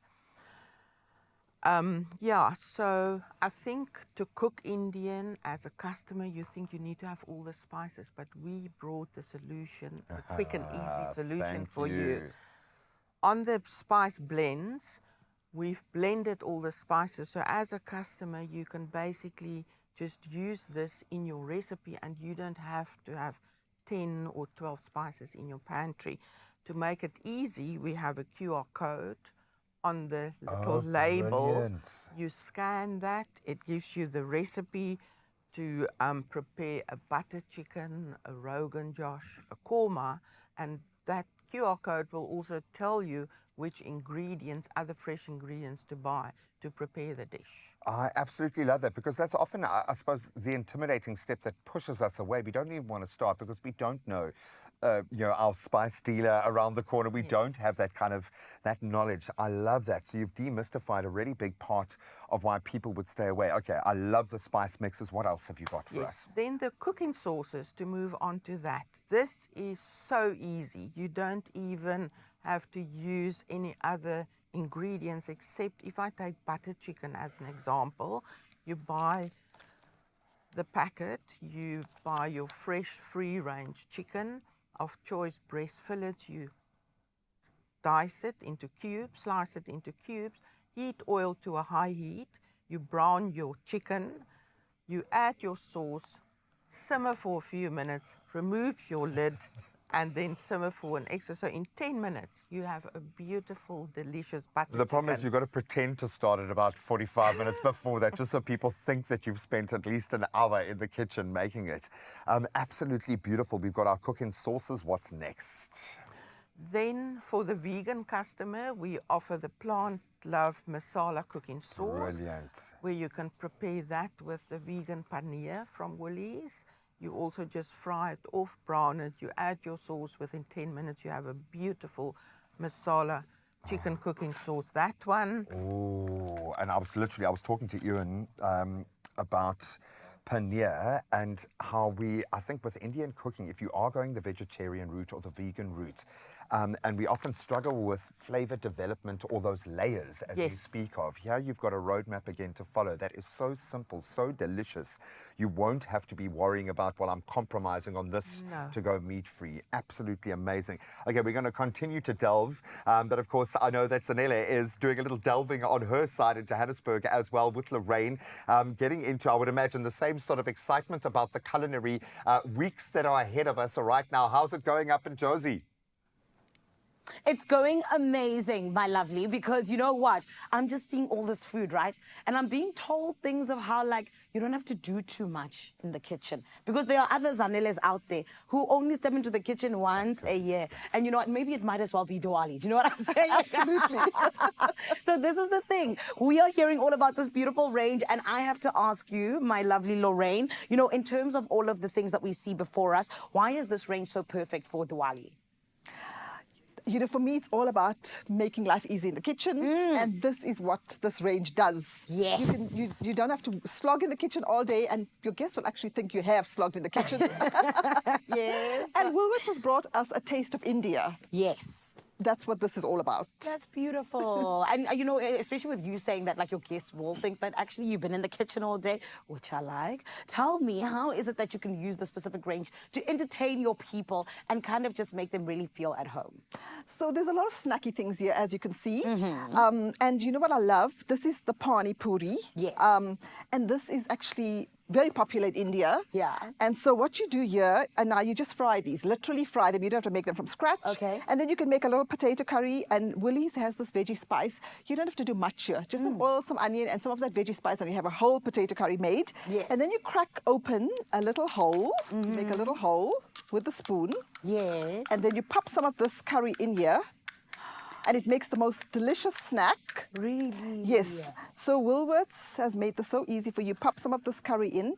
And normally you have like a watered down, liquidy tamarind that you put in here. But in this instance, we're not going to do that. But Woolworths has got this tamarind sauce. Yes. You just drizzle some of that over it. And you have the most delicious snack. Lovely. So this is so easy. Yes. And then you have... Yeah, now they've got a chili bite mix. Okay. So normally I would make my chili bite mix from scratch, but Woolworths has made that easy.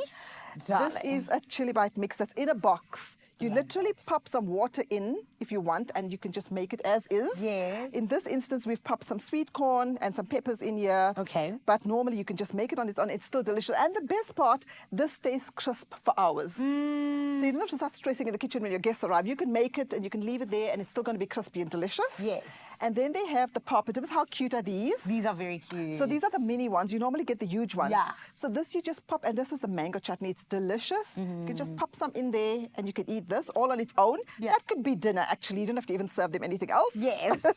And then Woolworths has taken it to a whole other level. There's a whole cooked bean curry. And my husband's favorite is bean curry, so now I don't have to even cook for him. I can just pop it from a bag and give him, and he'll be in heaven. Beautiful. And you can just pop it on some naan bread. You can make, even they've got little rotis. You can make little mini roti rolls with that bean curry, and you don't have to cook. And you can pretend like you've slogged the kitchen. Lorraine, you are speaking my language, darling. You know, when you're saying I don't even have to cook, I'm just like, yes, please. Especially when we talk about this specific bean, like curry. Yes. It's an entire meal Yes. done already. This is what I'm absolutely loving. And you know what? Another thing that I am obsessed about with this is the different flavors that I'm smelling, which I think that's what, Diwali is all about. Yes. It's like the delicious food. And Cape Town, I need to ask you, are you not jealous of this whole spread that I have in front of me, courtesy of Lorraine and Woolworths?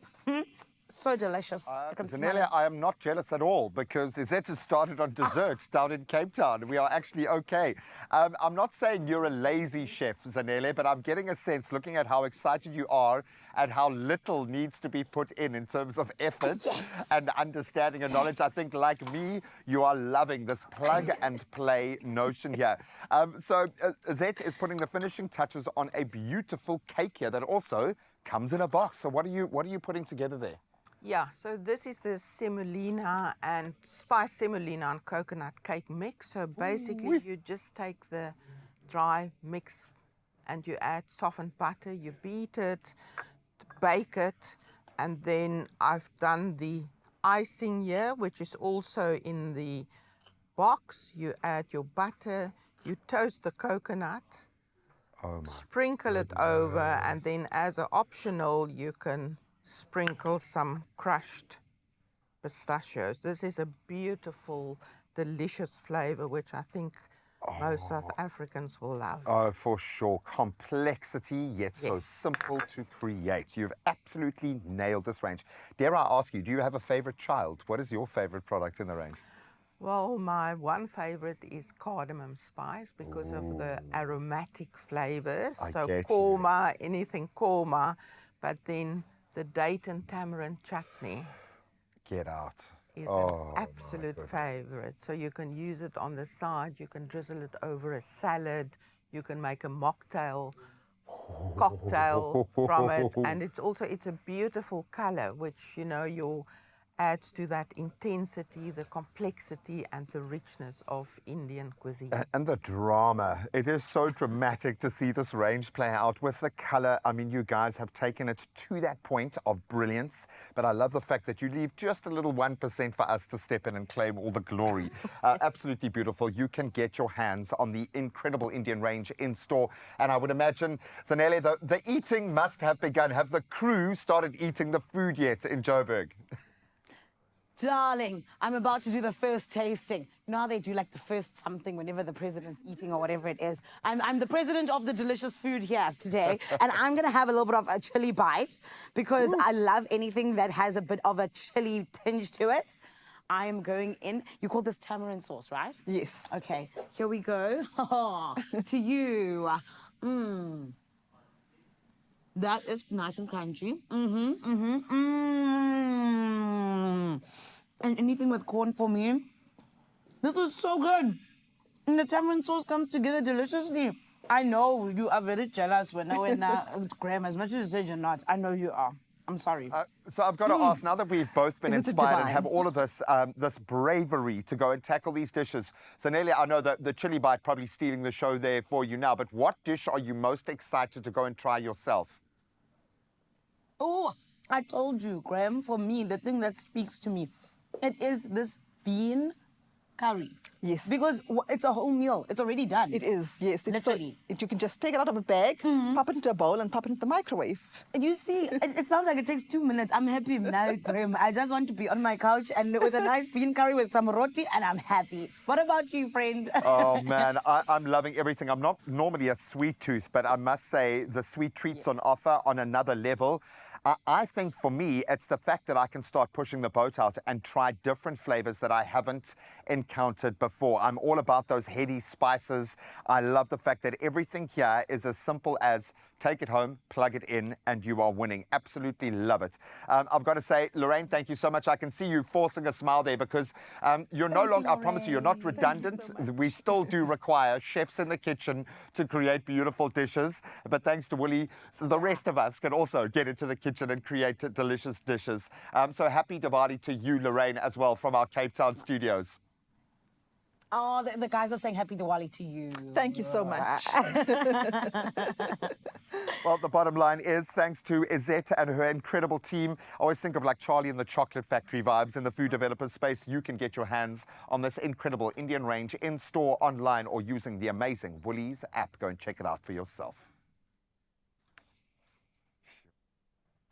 Geez, my colleagues are having so much fun in the kitchen. I feel like I'm missing out, but I love it. Thanks for all the inspiration, and we're not going to leave it there. But for now, you can stand the chance to score millions by playing Sports Stake 8 fixture list 795 for an estimated jackpot of over 2.7 million rand today. That's now this Thursday. Now, this fixture list closes at 6:15 p.m. And all I got to ask you is, what are you waiting for? Go ahead, play Sports Stake 8 now in store. You can do so on the nationallottery.co.za website, the mobile app, or then you can, of course, get your chance to hashtag #BeInJaGame. So many ways to enter. Go ahead there.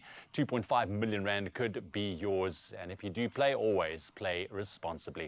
All right, some more Diwali inspirations heading your way with Lorraine. Stick around for that. And of course, with the summer months here, we are all about to think about where we're going to travel next, what we're going to do. But of course, allergies do follow as well. So we've got some tips on managing those allergies while traveling after the break. Stick around. We'll see you now on your Feel Good Breakfast Show.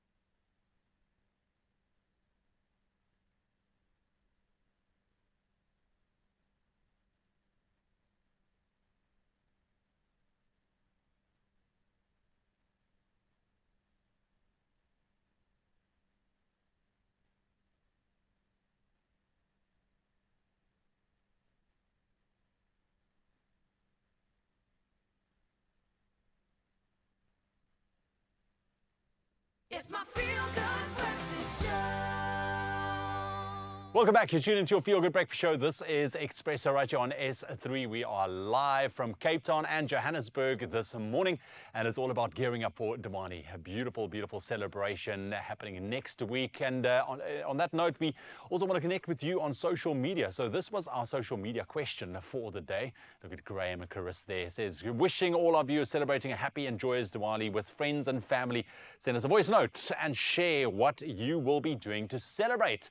So let's take a look. Teresa, good morning to you. Says happy Diwali to you and yours, the Festival of Lights. Yes, enjoy your day and let's remember to be the light in this world. I love that. Have a wonderful day. Have a wonderful day to you, Teresa, as well. Be the light. Let's see if we have another one coming through here this morning. Letitia Robertson. Goeiemorgen, Letitia. Happy Diwali. May your celebration be filled with light, love, and laughter. So also all those beautiful well wishes coming through. We do also have a voice note to listen to. Let's hear from this. Good morning to the Express Show team. Just want to wish each and every individual in South Africa, all Hindus, a very happy Diwali. This comes from Banu Naidu of Esapingo Hills. Thank you. Thank you very, very much. You can see there's celebrations are aplenty. And of course, those preparations are also now in full swing. But we are still not going to stop with giving you inspiration. Maybe you want to do something different, or maybe you want to add a little bit to maybe last year's festival as well. Zanele is standing by this morning. We are hanging out with Lorraine, giving us some beautiful advice. Zanele, take it away. Yes. I got you, my lovely. And of course, Expresso family, we're getting into this 5-day festival that is celebrated all throughout the world, Diwali. And it is all about the triumph of good over evil, light over darkness. And it is a spiritual experience that is also all about spending time with your loved ones. So how do you do so? You set a table, you have a good time, you make food. This is what Lorraine has been teaching us. But right about now, we want to find out what is the best way that we can set these tables for Diwali. My Lorraine, are you still good? I'm still good. That's good. My tamarind and thyme queen, this looks stunning. Already I'm taken away. Please tell me, you know, especially in terms of you and your choices, how did you decide that you were going to bring together these flowers and just the settings and everything? Okay, so Diwali is a very vibrant, joyful occasion. Yes. And I wanted to bring in lots of color. So I used the orange and green. Yeah. That's why I got the Woolworths candles. That's green. And the flowers that are saffron. So that, and actually flowers brings a freshness to the table, and it brings elegance to the table. So that's why I've used that. And as you can see, I've used very simple tablecloth and very simple napkins because we've got so much going on here with the flowers and the colors. Yes. So I want to keep that simple. And also the colors that I chose brings warmth. So that's why I chose this. Yeah. I like to create a warm, inviting table.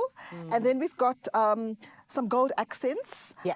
That's where we brought in the gold cutlery. And then we've got some texture going on here. As you can see, the placemats are textured. Very beautiful. And yes, and also Diwali is all about lights. Yeah. So that's where we've got lots of candles. And we've also used some diyas because that's what we use during Diwali. Yes. And then you also need lots of platters and bowls to serve your guests. And Woolworths has got an amazing range. As you can see, I love this platter. It's a copper one. Yeah. And it's I think beautiful. that's your favorite. That is my favorite. It's absolutely beautiful. Yes. And as you can see, even the flowers I've used, these are actually copper dishes. I've used them as vases. And they just make such an amazing vase for the flowers. Stunning. And so that's what I've really created here. And I think you want your guests to really feel joy when they're at your table. 100%. And I think that's what I've created on this table, joy. I feel joyful just looking at it, and it looks really, really beautiful. Thank you. One thing I'm really loving is the detail of the napkins. How did you do this? Because this is incredible. So I made a little rose because I wanted Yes. to be a little bit extra. I love that. I'm all about extra, girls. I'm with you. So it's very simple. So you just make a little triangle with your napkin and you sort of just roll this. It's very, very easy. Okay. It looks like you've spent hours doing it, but really It really not so. does, because it's a perfect Yes, rose. so once you roll it and then you bring this part and you start rolling it again. It's all about rolling. Yes. And then you roll. And you're creating a rose Oh, here now. nice. But you even have flowers on the side. I'm actually intrigued to see how that's going to turn out. Yes. Because so- how did you get an entire, leaves on the side? Yes, leaves. It's very simple. So you tuck this in. Okay. So because you don't want any pieces popping out. So that holds the rose together. Yeah. And that's popped in. And then you turn it around. See, I've created a rose. And there are the leaves. And then there's the leaves. that is so How cute. cute is this? I'm obsessed. So there we go. Oh, Sana. People are going to come to my house. They're going to wonder, how did I do it? Wow, darling.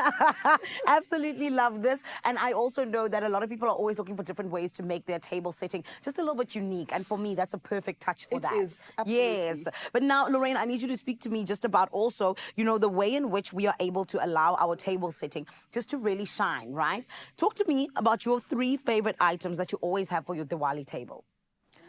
So flowers. Flowers is number 1 on my list. Okay.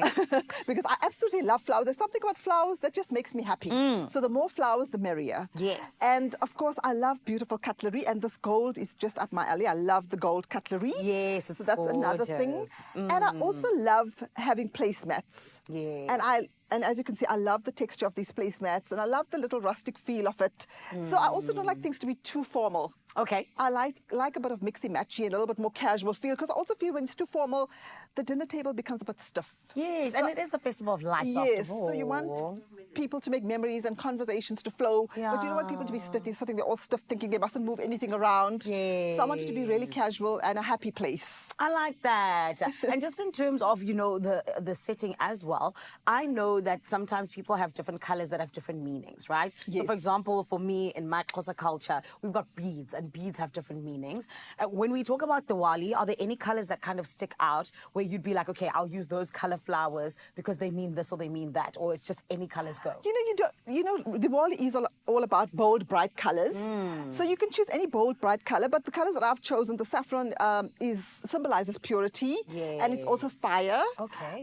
And the green is like purity and renewal. It's like you're going into a new year, so the green represents renewal. So I think in terms of that, that's why I've chosen those 2 colors. Yes. But usually you don't really think about the colors too much, because you really want to make it, as I said, very casual, so you don't want to put too much thought into it, but it also must look pretty. Yes. And if you are really set on having some meaning to it, then yes, you will choose specific colors. And normally it's like the red, yellows, oranges, those bright colors. Yes. And I like keeping Diwali bright and beautiful. A festival of lights, like we said, and I Yes. definitely think that you do that so well in terms of how you've actually put this together. But also for me, I'm kind of looking at this and I'm like, okay, if there's somebody who's like, you know what, I don't want candles necessarily, you know, maybe I'm looking at something else. What kind of lights would you put? Would fairy lights or anything work on top of your table? You can.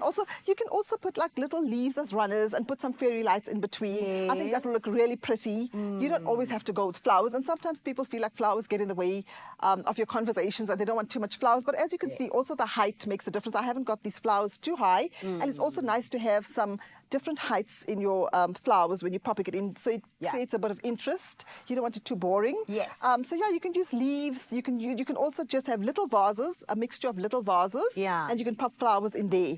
So that Nice. also doesn't obstruct your view of your guests, but it still looks pretty. Obstruct the view with too. At least it's a pretty view. Do you know what I'm saying? Yes, it is. That's what I say. Like, let's take it to the top. Why not? Especially because Woolies always has really great flowers. They do. Yeah. But talk to me about this, because there's so many different things that go into Diwali.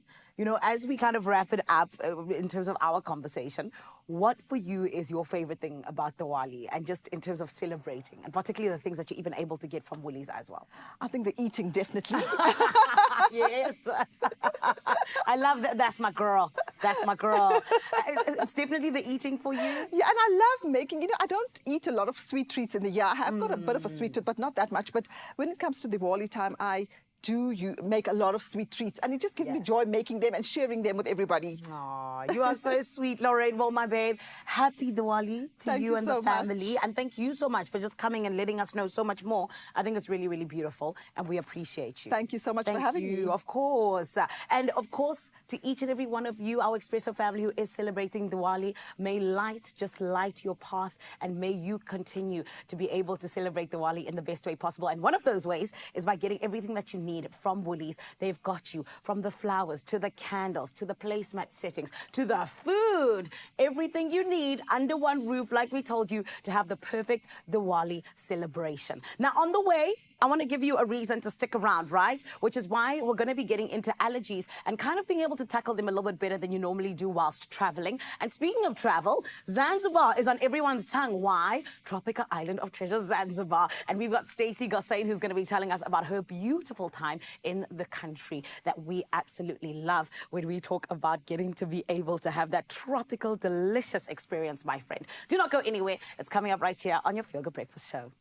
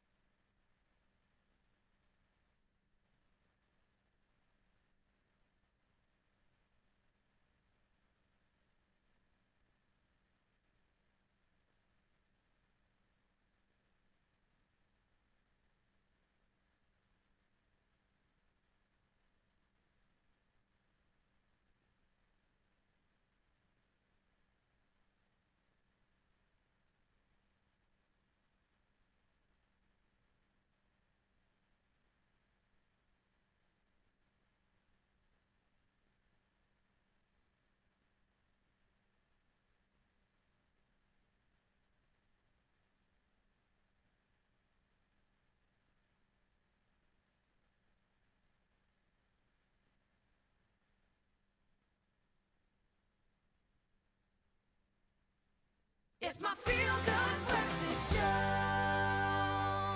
Welcome back. Thank you so much for rejoining your Feel Good conversation this morning. Understanding that you might not be feeling good right now. I know that a lot of us are planning to head out. Maybe you're lucky enough to be planning something for this weekend. When we do head out, often the one thing we don't think about, plan for, potentially is allergies. And when they hit, they can hit hard. So we want to try to give you the tools to fight back this morning. And CEO of the Independent Community Pharmacy Association, our very best plug-in when it comes to getting this kind of advice, Jackie Myman, is back with us. Thank you so much for being here. I love the fact that we get to do these deep dives as often as we do, because this space seems to be very exciting in terms of how much help is at hand now. We no longer have to suffer in silence.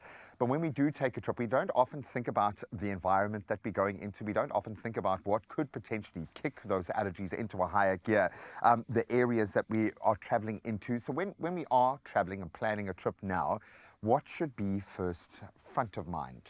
Okay, yes. No, Graham, very often you're so excited about going on holiday, traveling, and it's what you're going to wear. You're going to go and see the flowers. You didn't anticipate what comes with the flowers. And we tend to forget that there are many allergens that we could be encountering. Now, there are people that have quite severe allergies. And of course, with the beautiful flowers, there come bees. And many people are almost fatally allergic to bee stings. So I think the first thing is always remember your first aid kit if you're traveling. Make sure if you've got severe allergies that you have your allergy medicine with you, your adrenaline or epinephrine auto-injector, antihistamines, nasal sprays, things like that. Make sure your EpiPen is up to date. Yes. That's something that my beautiful wife is so worried about with me. And thank goodness I have people like her in my life. Oh, so you've got severe allergies. It's iodine, or it's the shellfish allergy. And a lot of people, you don't think about these things, but if you're going to be putting yourself in an environment where you're cut off from your regular line of supply, you need to be aware of that. What are some of the other heavy hitters when it comes to the allergies that might be lurking around the corner when traveling? All right, so exactly what you're saying. You've got a very severe allergy to shellfish. So you may be going overseas, it's all in Greek or Spanish, you don't know what's in there. So I think if you're traveling abroad, be sure you know about the cuisine. Make sure that you learn some of the phrases so that you can say in Spanish, I'm allergic to shellfish. Yes. But I think the main allergens if you're traveling, pollen, house dust mites, of course the food allergies, those are your main ones that you need to be thinking about and planning ahead. And I think that will just starting with that as a gateway, planning and just being mindful of it is a big thing. When you talk about being prepared, what does that little first aid kit look like? What does the over-the-counter look like? What should we be putting together in our little travel pack, if you will? Right. So depending on what you're allergic to, be aware of where you're going. So if, for instance, you are very allergic to pollen, then try and organize your holiday so that it's not in the pollen season. But if you can't, make sure in your first aid kit you have got antihistamines. These days, we have such a variety of antihistamines. I mean, gone are the days when I was a child, you took an antihistamine and that was And then you had a nap. Yeah, absolutely. Exactly. In fact, parents use that to get their kids to nap. Absolutely. I won't say that I didn't do it myself. Then, of course, a lot of the antihistamines these days last for 24 hours. So you don't have to constantly take them. If you're traveling, say, for instance, you're going to visit your mother-in-law and she happens to have cats and you're allergic to cats, be aware of that. So, antihistamines. And if you're driving, make sure it's a non-sedating antihistamine. For sure. There are cortisone nasal sprays. There are antihistamine eye drops, because a lot of people, it's in their eyes that they get it. Because you don't want to have a miserable holiday with a streaming nose, itching, swollen eyes. You want to look beautiful and you want to enjoy yourself. And of course, the EpiPen. Yeah, and that's nice and serious. I love that.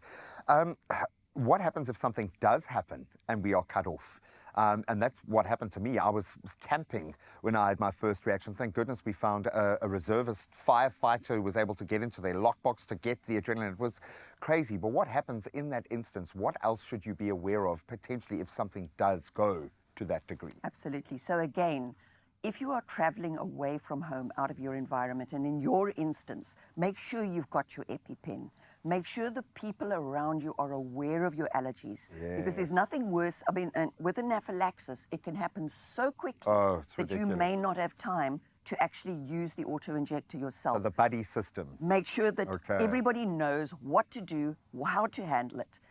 Get hold of the hotel ahead of time. Make sure you've got emergency numbers. Make sure you know where the local pharmacy is, where is the doctor. And of course, take stuff with you. If it's food allergies, take your own snacks. Be aware. Phone ahead with the hotel. Find out if they cater for, I don't know, if you've got a lactose intolerance or you're allergic to peanuts or something like that. Find out from them. And another very nice tip, house dust mites. Almost impossible to get away from. You're now traveling, maybe it's an Airbnb or I was going to say, hotel. especially if you're sharing other people's living spaces. Absolutely. You have no idea how often they clean aeroplanes. They don't vacuum aeroplanes. The house dust mites can build up. So be aware of that as well. Take your own hyperallergenic pillowcase and pop it over the pillow, because it might be feather pillows. You know, so it's all these little things that mitigate. you can do. Absolutely. So have your emergency numbers with you. Pop into your pharmacy, check with them what you should have in your first aid kit, and check that they're not expired. And I know the network of pharmacies is a global brotherhood and sisterhood. Chances are your pharmacist knows a pharmacist that side and can hook you up. I absolutely love that.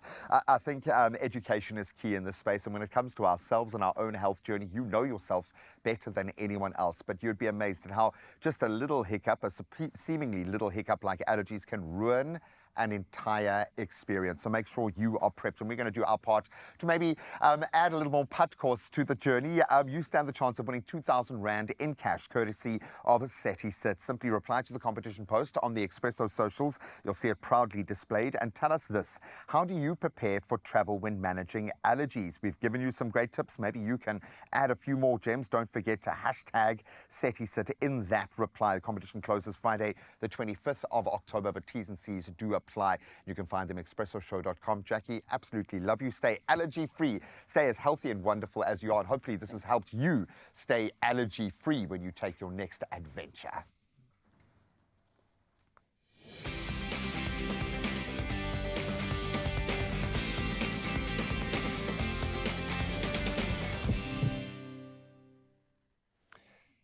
Thank you very much, Jackie. I mean, allergies at the moment are just right in the red for sure. So make sure you take care of yourselves, especially when you are going into your holiday seasons and traveling around a little bit. But now, something for you, something exclusive. Calling on all of you, our Expresso viewers, here's your chance to step into that spotlight and experience the glamour of the 2024 ABSA Champagne in Africa Festival. It is a brilliant festival.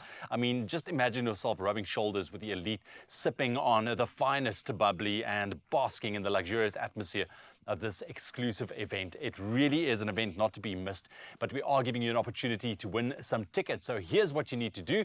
All you need to do to enter is to reply to the competition post on the Expresso social pages, and then you go about tagging someone special that you'd love to share this unforgettable experience with, whether that is a friend, a partner, a family member, whoever is that person close to you. Don't let this opportunity slip away, because this is one experience that you do not want to miss, and I can confidently say that your VIP experience, it awaits. The competition closes this Thursday, the 31st of October, so you have about a week still to enter, so make sure you go do so.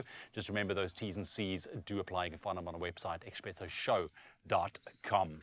Lots more happening on your Feel Good Breakfast Show. Let's cross on over to Zanele, that will tell us after this what is happening. Stories of creators, and we're inspired by them all. We invite you to write your story with us. Your story matters. ABSA. Thank you, my lovely Ewan. Do you know what? Actually, I truly believe that you can win this, so all the best, okay, with entering the competition. But speaking of winning, somebody who has been taking it to the top on Tropical Island of Treasure, Zanzibar, is none other than Stacey Gossain. Yes, Miss Mixed Berries herself. She's in the building, and she's going to be sharing just her journey in Zanzibar thus far. It has been so beautiful to watch, but now you get an actual account of what's been going on. Also coming up, I got to have a bit of an experience. Yes, it is with the brand new Suzuki Jimny 5-door. My lovely, all I'm going to say for now, incredible. So stick around to find out and see what it is that I got to find out about that car that you could be a winner of. But all of that and a whole lot more is coming up right here on your Feel Good Breakfast Show. Do not go anywhere. To the brave hearts who persevere against all odds, we salute you. Along with Adcock Ingram OTC, sponsors of Brave, we're inspiring hope across South Africa this Hopetober. Stand to win 1,500 Rand every weekday by answering the Hopetober competition question on Expresso's social media pages throughout the month of October, using hashtag Hopetober and hashtag sponsors of Brave. T's and C's can be found on expressoshow.com.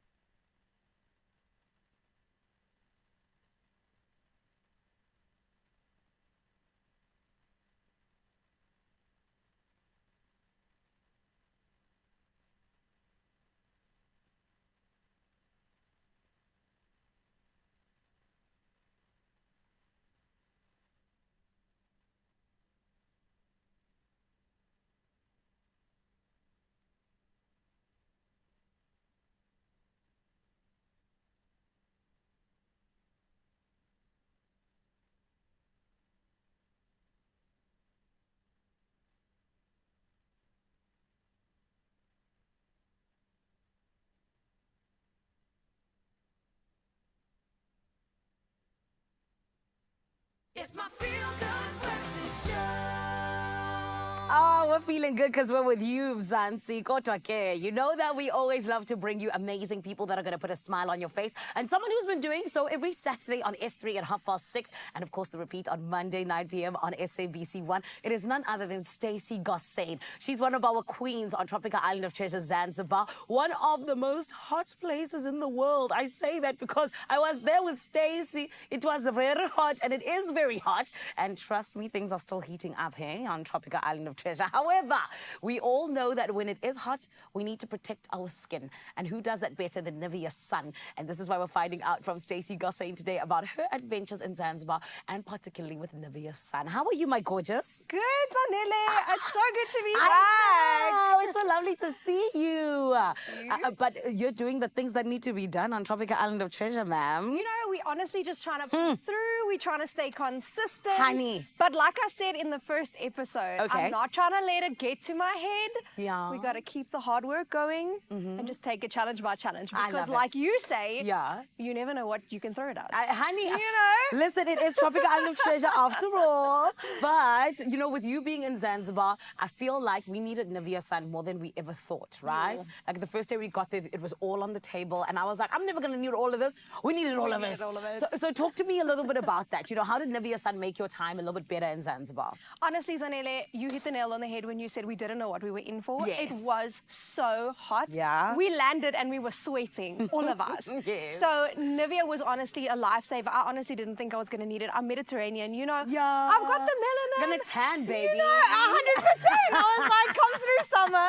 But no, I seriously needed all of it. And especially for me who really cares about my face, anti-aging, I honestly did not skip a day on the island without applying the Nivea SPF and also reapplying it because you know we swam. Yeah, oh girl, there was a whole lot of swimming, but also that sun protection time, remember? You know, the time that your skin can be in the sun times the SPF, and when it's over, you need to reapply. That was the most interesting thing. Actually, I never knew that before the Right, show. me too. And when you told us that, I was so like in the zone. I was like, wait, what? Oh, really? And I watched the episode last week, and that's actually when you told us. Yes. And I went over it again, and I actually thought to myself, that is absolutely genius. Yeah. So SPF most means sun protection factor. Yeah. And you have to, if you in the sun for 10 minutes, then you have to, I think it's times that, then you can put on SPF 10. Is that correct? No. So you take the amount of time that your skin takes to start burning times the SPF, and that's the amount of time that you can spend in the sun before you have to reapply. You have to reapply, 100%. Yes. Yeah. Nivea made us like, you know, some scientists. That's how I feel knowing that. However, my babe, you did say you applied Nivea Sun each and every day, right? Yeah. Talk to me about the experience where you were like, Nivea Sun, you have come to help me. I feel like I am protected. I will never forget day 2. Okay. Okay, day 1, I was there, I was ready. I was like, I don't really need... I obviously had the SPF, and specifically the Q10 one that Nivea has on my face. And I was like, I don't need this. I didn't really put on my body, even though Seth was like, put on your body. Yes. I was like, I'm fine. Can I tell you, I got to my room that night, I was hoeing that after sun. That Nivea after sun, especially the sensitive one, just gave. That was the time where I realized, okay, maybe I should put on every single day. And I did, especially the water-resistant one. Yes. Yeah, it definitely helped. Especially the day where we were running through the maze, not the maze, the garden. Yes. And you don't think it's gonna, like you're gonna burn when it rains. It rained while we were running through the garden, and I was so grateful that I put on that. I know, right? Yeah. I've even heard that sometimes, you know, it can be even worse when the clouds are out there. You know what I'm saying? So you always got to have that Nivea Sun on, darling. 100%. But babe, speak to me about this. You know, in terms of Nivea Sun, I always feel like it does come to the rescue, right? In terms of just like making sure that we are protected. But I also know that it's got like a whole lot of features that we particularly like. So you mentioned the Q10. You mentioned like the After Sun. Which one's your favorite? Like the thing that you feel like is just like, is that extra added thing. So yes, you're protecting my skin, but then you're also allowing me to be like so taken care of, if you will.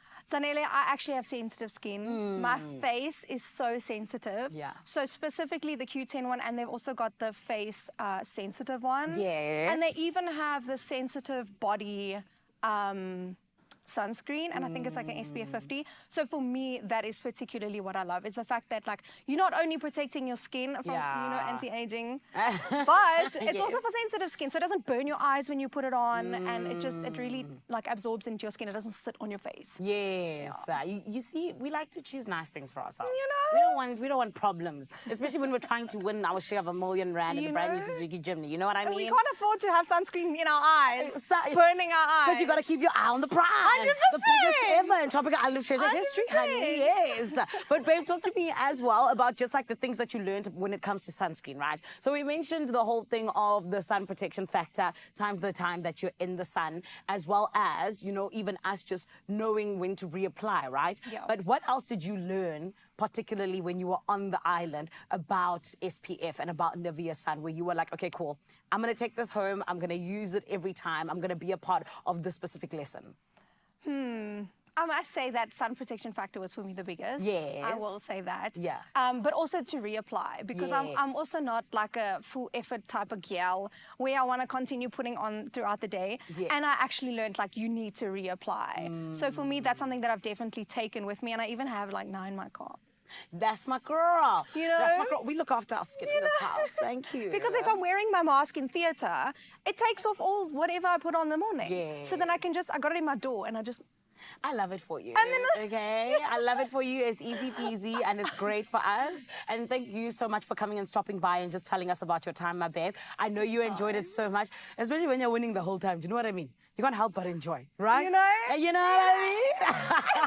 But Expresso family, Stacey Gossade, I know you just fell in love with her some more, so you can catch her again, Tropical Island of Treasure, 6:30 on S3. Thank you very much. However, I do want to remind you that you know Nivea Sun has always got you protected, my sweethearts. And one of my favorite things as well is that when it comes to Nivea Sun, yes, it has you covered. Yes, you stay safe and you get to enjoy your own adventures. But then there's more. Nivea is serious about wanting you to stand a chance to win, my friend, just by getting yourself a Nivea Sun product. And this is the thing. I'm here to tell you how. Watch this. Wouldn't you love to visit the home of Tropical Island of Treasure, Zanzibar? Well, you can. Buy any Nivea Sun product, dial *120*607#, and you could stand a chance to win a trip for 2 to the Safira Blue Luxury Resort and Villas in Zanzibar. Keep your till slip handy. T's and C's apply. You could be soaking up the sun in Zanzibar.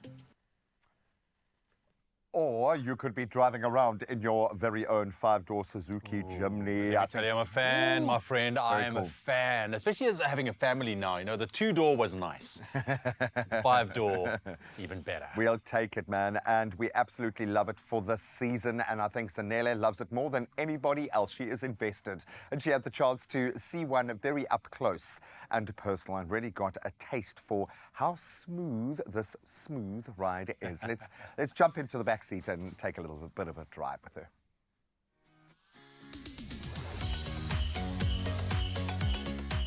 If you're looking for pure excitement, then the Suzuki Jimny 5-door is your ticket to more space, more fun, and the thrill of a lifetime. At Tropical Island of Treasure, Zanzibar is giving you the smooth opportunity to possibly experience this for yourself. Hello, Megan. Hello, Sandy. How are you? Very well. It's so lovely. It's so lovely to see you. And look at us matching. Twins. Love this. And this is Megan from Suzuki Expresso family. And Megan, we know the big thing that you and Tropical Island of Treasure are doing together with Suzuki. It is giving our duos, the celebrity and the contestant, each a Suzuki Jimny 5-door. 5-door. Yes. Now, for me, this is absolutely incredible because I feel like this is a beautiful car, but I also know that it's absolutely perfect for urban lifestyle driving. It is so good for urban lifestyle. So people always talk about the Jimny off-road, but wait, there's more. It's compact. It has an elevated driving position. It's easy to maneuver in traffic, out of traffic. On the roads, it's absolutely brilliant. I love that. Now, Megan, I need you to tell us about the smooth features, because of course you guys have some smooth things for us. What do we need to know? This is a smooth, compact SUV with a touchscreen radio, 9-inch touchscreen radio with a reverse camera, which is great. You can look forwards and drive backwards. I like to talk about the safety features, always close to my heart. Yeah. It has ESP, which will help you in one of those slippy, slidey situations. Yes. And it has park distance control, so beep, beep, beep if you're getting too near to something. Yes. And of course, it has 6 airbags. I love that. So everyone's protected. Everyone. Beautiful. Now, I also know, though, that this is one of those cars that I want to take on an adventure with me. You know, I want to put all of those people in the car and head off to something fun. Talk to us about that, please. There's a lot more space in the Jimny 5-door than there used to be in the 3-door. So, Jimny, as you know, is an icon, right? And we now have an icon with 2 extra doors. Love that. Lots of legroom. So beautiful. And lots more space in the back of the car. I love it. It opens itself. Anything where I have to work less makes me happy. Right? That's incredible. This car also screams to me adventure. It says we must, like, you know, get a couple of peeps together and go out into the mountains. Am I right? You are 100% correct. So what this car has is Suzuki's Auto Pro. You select yourself an extra gear. All 4 wheels turn at the same time. So where this helps is that if you're climbing over rocks, then if the one wheel doesn't have traction, the other one does, and you can go anywhere. Oh, wow. Over rocks, up mountains, and because it's compact, you can go through places that the bigger cars can't go. You can get to some of the most beautiful places in this country. Love that, and I like exclusivity. Speaking of exclusivity, I feel like you guys have some of the most incredible colors for the chimney. We really do. This one's the ivory one, chiffon ivory, with the black roof. Yes. We also have, one of the most popular ones is the kinetic yellow. Yes. And then we have sizzling red. There is a black one, but it's a black pearl. It's actually bluish black pearl. Wow. We have jungle green, which is probably the favorite, and then there's white. So, Megan, what color do you think would suit me? Bluish black pearl. I love it! Oh my goodness. Megan, this is incredible, and I know it's about to be such a smooth adventure with Suzuki and Tropical Island of Treasure Zanzibar. And thank you so much, because you've made this incredible prize even bigger. It's been such a pleasure. Of course, I love it. The Suzuki Jimny has ample space for your favorite crew while giving you the ability to dive headfirst into even wilder adventures where every moment is filled with anticipation and possibility. So enter now so that you can possibly win the smooth ride.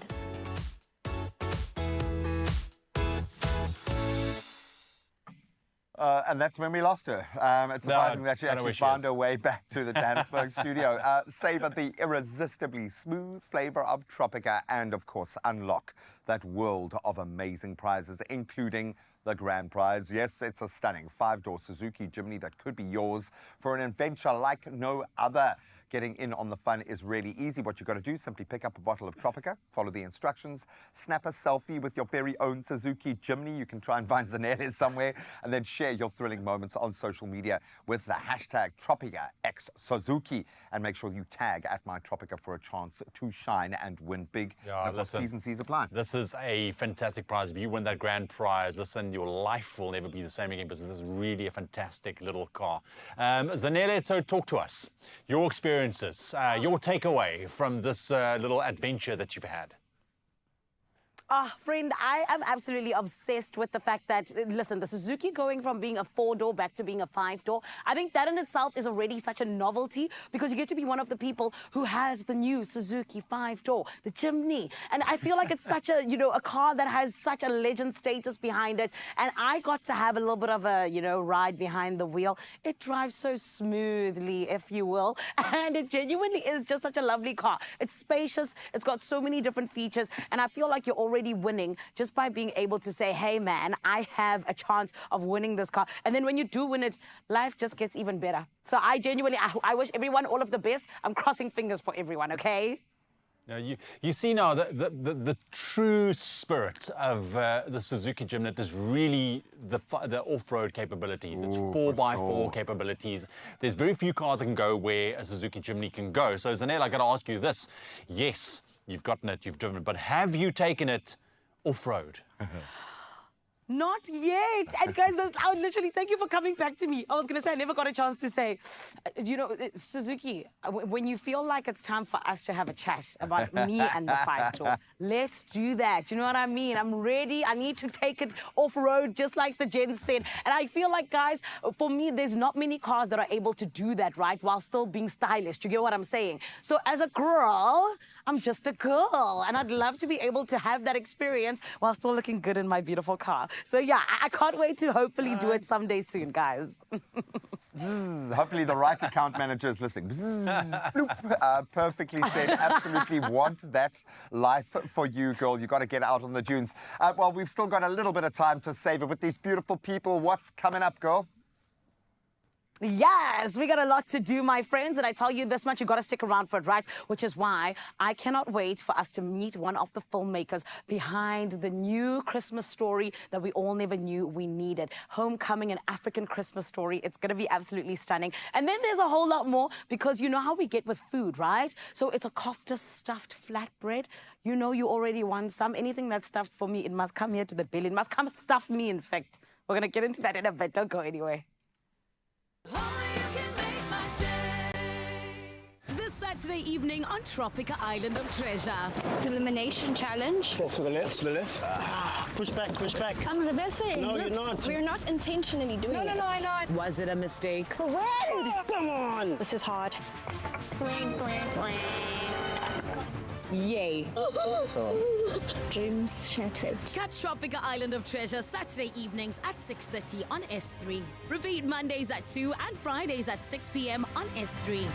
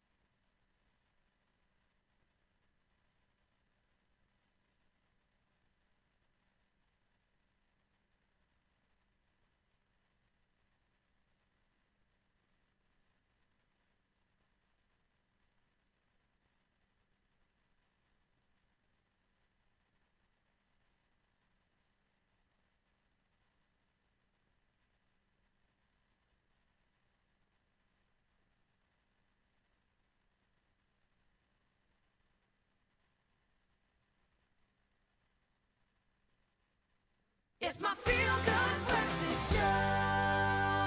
You're on your Feel Good Breakfast Show indeed, and you know what? I cannot wait for my love, Christmas.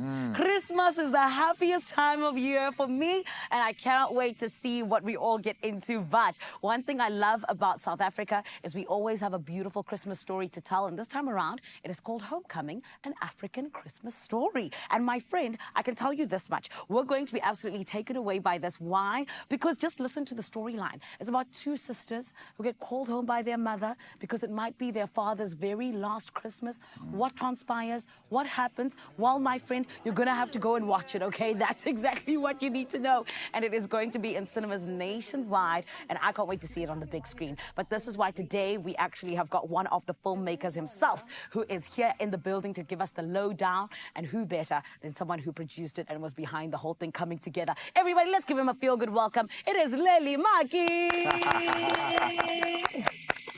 Leli. Thank you very much, How guys. do you do? I'm good, man. Thanks for having me on the show. Of course. Thank you for coming through. Thank you for allowing us to have a Christmas story. It is true, hey. I mean, Yes. like, how many times do you get South Africans get a chance to see ourselves on the big screen in a Christmas story? Never. And I think it is high time that we brought it to you guys. Yes, and thank you so much for doing that. And I can't wait to see, because I feel like you guys have got such a power team behind it. Oh, my God. The But- cast was amazing. Right, right. But we're going to get to that. I want to start with Lily. Where did this whole thing start for you in terms of producing? Do you even remember your first film that you produced? I do. I mean, I'm lucky enough because my partner Nkuli couldn't be here on show, right? But I'm lucky enough is that we're both a writing, directing, and producing team. Yes. So she produces and writes, and I direct and produce. And I think for us is we needed more sort of family-friendly and black positive stories, because I don't think we see enough of that on TV as well. So for us to be 100%. able to tell our stories in our own language was amazing.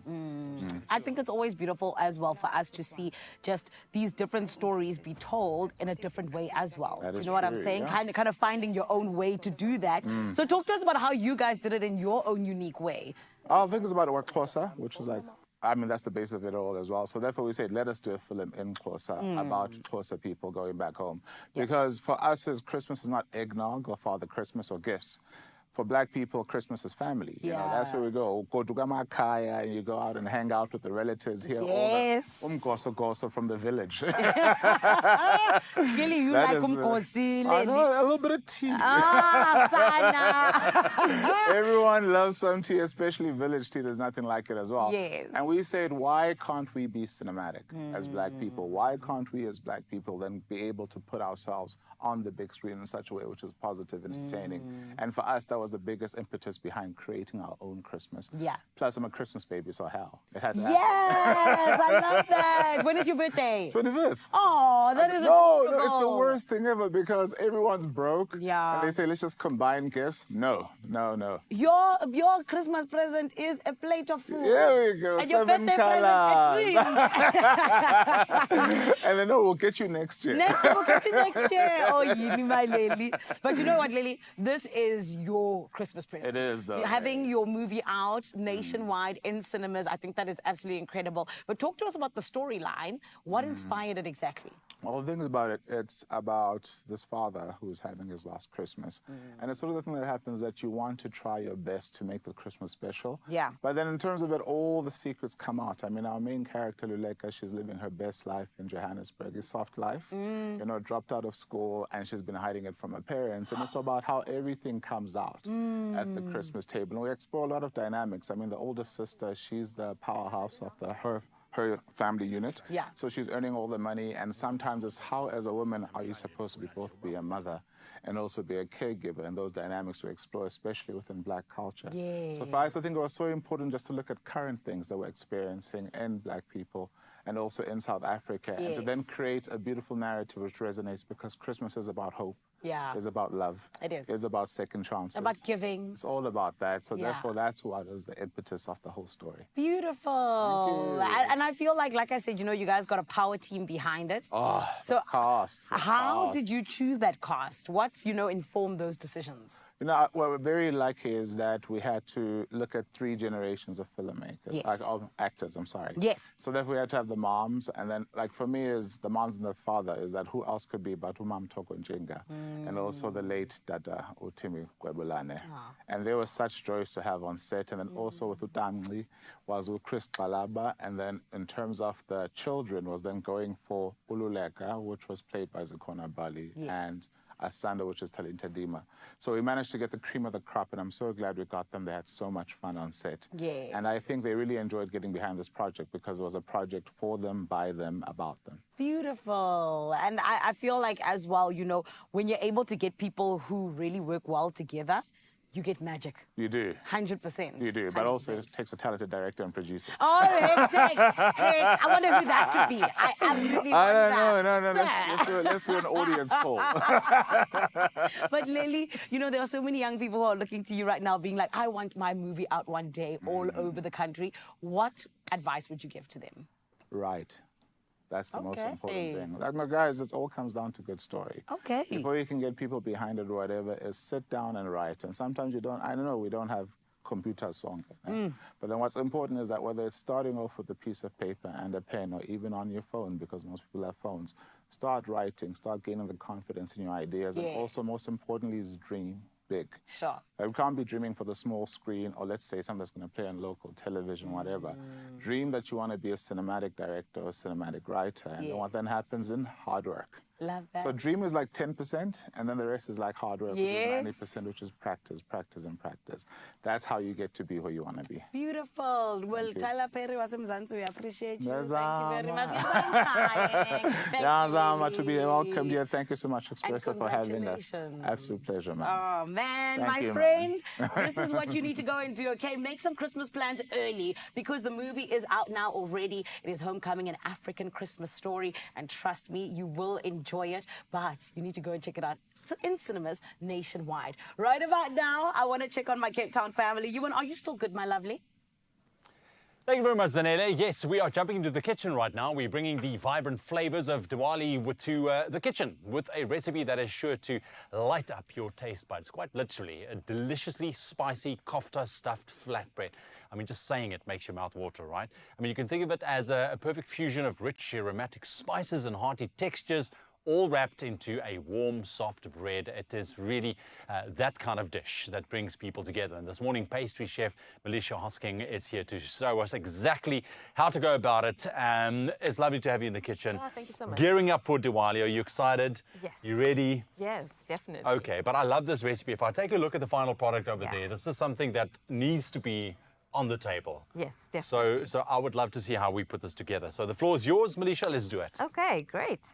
So to make these kofta stuffed pita breads, you need some lamb mince. Lamb mince is very common in the Persian, Moroccan, Indian cultures. So we're going to go ahead with lamb mince because it also brings a nice fat content. There we go, yes. We're going to add some grated onion. And why we're grating this is important because we don't want big chunks of the actual onion because it's going to be mixed into this mince and it gets stuffed in the pizza. So you're not cooking this I separately. see. So you don't want this pieces of, you want the flavor that to come through. So you don't want huge chunks I of can that. mix that for you. If you perfect. Do you want? And then garlic, definitely, to bring out some Ooh, yes. beautiful flavor. I'm just going to microplane some of this because, again, we don't want huge chunks of this. Yeah, you want it to be this fusion of flavor. You know. Definitely. That's exactly what we are after.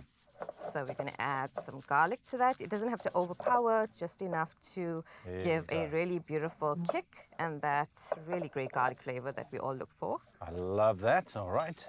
Okay, so we're going to add some garlic to that. And then definitely our warm spices because this is a spicy kofta. So we're going to go with coriander. This is where the magic happens now. Ground again because we want the flavors to really infuse. Okay, some cumin, which is really beautifully warm. There we go. And a unique thing to this is definitely cinnamon. Ooh, but I feel like cinnamon brings out a nice sweetness to the kofta and it balances the flavor beautifully. Right, I think, am I right if I say if you're going to go with your hand, it's probably going to be much better and easier? Definitely. Just wanted to involve you. You know what? Thank you very much for considering. Okay, so this is harissa paste, and this is where the spice comes from. You got that beautiful roasted red pepper, also and really harissa nice has also smokiness. got a very nice, strong flavor to it as well. So we're going to go in with the harissa. Okay, that's great. And definitely, you always require salt because salt is, obviously the huge flavor ingredient. Brings out that flavor. And don't be scared of salt. 1 teaspoon of salt, and that's going to brighten up that flavor and bring out and infuse all those great flavors. Now, this definitely looks like it's shaping up to be a recipe that I need Yes, in has my all life. your favorite things in here. Yes. Feta. Some feta. And you would find that this kofta is also transcends into Greek culture. So we are going to hit all the cultural marks here, not just the Indian culture. And some freshness with some fresh herbs over there. I think can I chop that if you for want you to get quickly? more involved, that would be great. I can do that for you. Check us here. Yes, doing a little kitchen dance here. For sure. Okay, so we're just going to kind of finely chop these ones. Yes. Yeah. Okay, and then we're going to get it in, and I can start already mixing. Mixing it, because I want to get to see how you use that Everdure kiln. I'm so excited about that. Because, I mean, this is definitely one of those appliances that I think will be a very good use in my home space. Definitely. For sure. And it looks the part. It does look the part as well. So all right, is that fine enough for you? Yes, that's perfect. Look Okay, at that. so we want to get that in. All right. Get all of it in, and that's going to bring some beautiful freshness to the kofta. Yeah, and this works very well with lamb as well. Yes, and you could also add mint. I mean, whatever you have in terms of herb, meat really does go well with quite a variety. Oh, and look at that. And you do not want to overmix because we don't want to make this mixture tough. So really important. Okay, so just till it's quick, really nice gentle and mix through. combined, and because we don't want to emulsify the fats. I'm going to come through on this side because now we get to the flatbread part. Yes. All right, so how do you go about this? Okay, so the first thing we need to do is cut it. Can I cut it on here? Yes, sometimes pizza can be a little tricky. Just in the half? So I think we can do it in half, or we could go lengthwise if you wanted to. And you want to obviously hollow that pocket out. Okay. That's going to create a really nice package for us. And I love this because this is really nice and simple. Yes. But yet it's going to give us quite a elaborate look to it. It looks difficult, but it looks really, Can I give it a go? Yeah, it looks like it could be something that took you a bit of time, but in actual fact, really nice and simple. There we go. So the key here is to make sure that you also get this meat mixture quite evened out. Right. Because it needs to cook evenly. So you can go ahead and squash this. So you want to make sure that it's just, And just to make sure that there is an even layer so that they all cook at the same time. Right. I think also a really great tip for this is that if you're worried about the seasoning level here, you could always cook a little bit in a pan just to taste your seasoning, because I feel like that's something I'm always concerned about, is that do I have enough salt in here? Does it have enough flavor? Just pop it in a little pan, a little bit of mixture, and you know you're seasoned well. You can take, but just smelling it already. Smells really good. Yeah. All right, and then we're going to pop it in there. Yeah, so we're going to brush this with some olive oil. All right. Okay, I'm just going to get a little drizzle of that. And what that's going to do is create a really nice glaze over it and allow for even browning. and That's obviously it. extra flavor. Okay. All right. And that looks amazing. Let's see if we can just quickly get a spatula in there. Or do we have a spatula? We are going to Yeah, be let's moving. use this. Okay. Okay. So I'm going You're to use going this. to be moving this in on Oh, the we're going to put the actual- whole yeah. thing in there? Yes, that's the, Oh, the look at beauty you. of Okay, the well, oven. you go ahead and do that. Yeah, you don't have to. You could put it directly on the stone, but this is also a great option so that you, if you are scared of the heat level in And here, look at that. Okay. you could use it like an oven. That's great. Just like that. I mean, it's a fantastic piece of equipment. I mean, there's a couple of pointers that I really need to highlight for you. I mean, the Everdio Kiln pizza oven, it reaches optimal temperatures very, very quickly.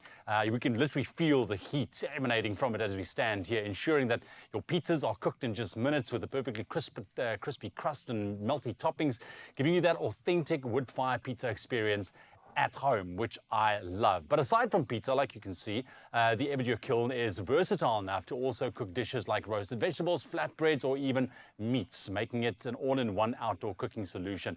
And what I really love about it, it features a rotating turntable and the U-shaped burner.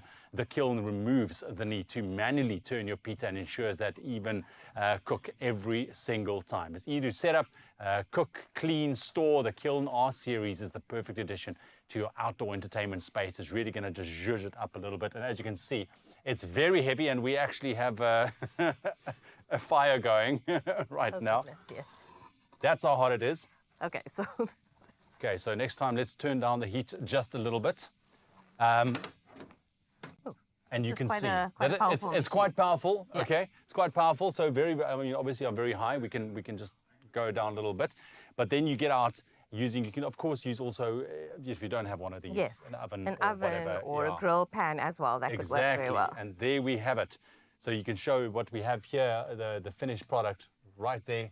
Yeah, that's a bit lower. There And we that's go. a bit lower. Yeah, All right, there we go. we're going to continue making our lovely stuffed koftas here this morning. Thank you very much for joining us this morning.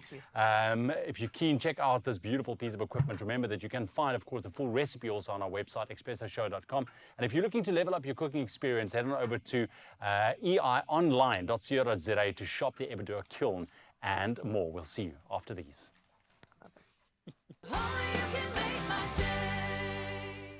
Drained? Dehydrated? You have lost more than just fluid. Recover faster. Add Rehydrate, SA's #1 oral electrolyte mixture.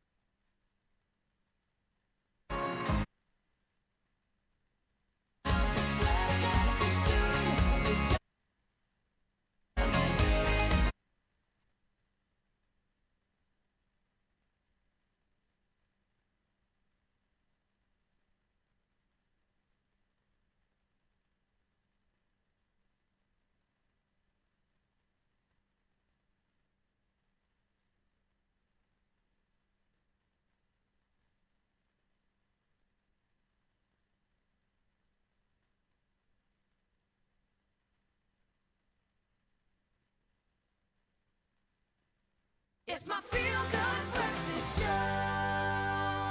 Welcome back as we dive back into medical matters right now, and in a space where it really does matter for you and me. When nasal congestion strikes, we all long for that sweet relief, just some kind of relief, the kind that clears your head and brings back your breath of fresh air and your senses.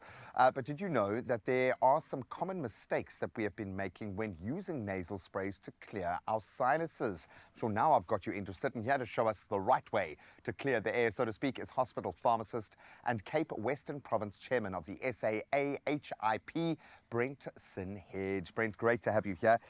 You've got to get less qualifications if you want your intros to be shorter, but I'm sorry, it's all on you. I love the fact that we're talking about this because sinus is like the great equalizer. Doesn't matter what station in life you have, what socioeconomic background, sinuses, when they hit hard. But this has made me a little bit nervous to think that we might have been doing things wrong. So many people experience sinus trouble, and so many of us are doing the wrong thing. So when we misuse nasal sprays, what do we mean by that? What are you worried about? Yeah, so there's a lot of different ways that people can make their mistakes when they need to use a nasal spray. And I think the biggest one and the biggest problem that we see with patients is the overuse. So when I say overuse, it's either for a longer duration or for more often in the day than they should be using it. And that really not only decreases its effectiveness on how it's going to work, but it could actually make it worse over time. Because you're in so doing, switching off a lot of what the body should be doing through that process. So let's get a bit more granular. Break it down for us. What are some of those big problems that we use? So overuse being probably the most common suspect, but what else are we doing wrong? To make sure that you use your nasal spray the right way, come up with a little thing. Just remember the 4 Ds. So we're going to do directions, duration, disease, and drug. Wow, that escalated quickly. Okay, yeah. So the first one, directions, it's an obvious one. Read the instructions on the box, listen to your pharmacist when they explain to you how to use it. Some require very specific techniques, but others generally you're just going to have to tilt your head forward or backwards, keep it up straight, or shake the bottle beforehand. Okay. But there's a reason why those instructions are there. Yes, that's exactly what makes the drug work the best the way it can. Okay. And then the next one is duration. So that's where the overuse and misuse comes in. You want to make sure that you use your nose spray for not more than a week, some not even more than 5 days, because if you use it too often or for too long, it causes something called rebound congestion, which is something very annoying. You use your nose spray for too long, you stop using it, and your congestion comes back with a vengeance, and it's just even worse. So that's why it's important to only use it for the duration that either your doctor or pharmacist has told you to. Disease, the 3rd D. So disease is to remind you that sometimes a chronic or persistent sinus allergy problem could actually be masking an underlying disease, such as sinusitis or maybe even an infection that requires additional antibiotics or something like that. So just to remind you not to overuse and keep using your nose spray if you suspect that there might be something else that it's just masking. And then the final D, drugs. Drug. So that's to remind you that there is more than just nasal sprays when it comes to sinus and allergies. So you've got your decongestants, but you've also got saline nose sprays, which are less harmful and also have a lot of benefit, as well as oral antihistamines, so your tablets that you can take in conjunction with your nose sprays to just increase their effectiveness. And that's the joy now, is we've got such a broad range to be able to draw from. So it's worth finding out and maybe chatting to your pharmacist to kind of get a tailored approach. And that's the joy of having a relationship with your pharmacist. They know you. After the last few years, certainly going through COVID, Ian, my pharmacist, knows me. He asks me questions that I haven't even asked myself, so I love that. When we think about some of the myths that are involved in this, because there's a reason why we're making these mistakes, what are some of those heavy hitters, the myths that need to be dispelled? So I think the first one, going through the theme of the whole talk, is that nasal sprays, decongestants can be used indefinitely. And that's really not the case when it comes to those, especially the ones that contain corticosteroids, because those shouldn't be used for more than 5 to 7 days. And you need to chat to your pharmacist if you've been using it for long and you're still not getting any relief, because then maybe there is a usage problem or a technique, or we need to change it up or just add something else. Secondly, they think that decongestion nasal sprays are completely harmless. And that's not true, because they can cause harm. And there's always a potential knock-on effect. Yes. And using them too much, as I said, could cause rebound congestion, it can cause headaches, and in certain population demographics, it can even increase blood pressure. Wow. So it's important to consult with your pharmacist when it comes to these even nose sprays. And one of the final ones, an important one that people often forget about is that there are other alternatives and that saline nasal sprays don't work, but they really do. And they work well for just moisturizing and clearing those nasal passages, which help to relieve the congestion, relieve pain, and they are a good alternative when you've been using a decongestant nasal spray for too long.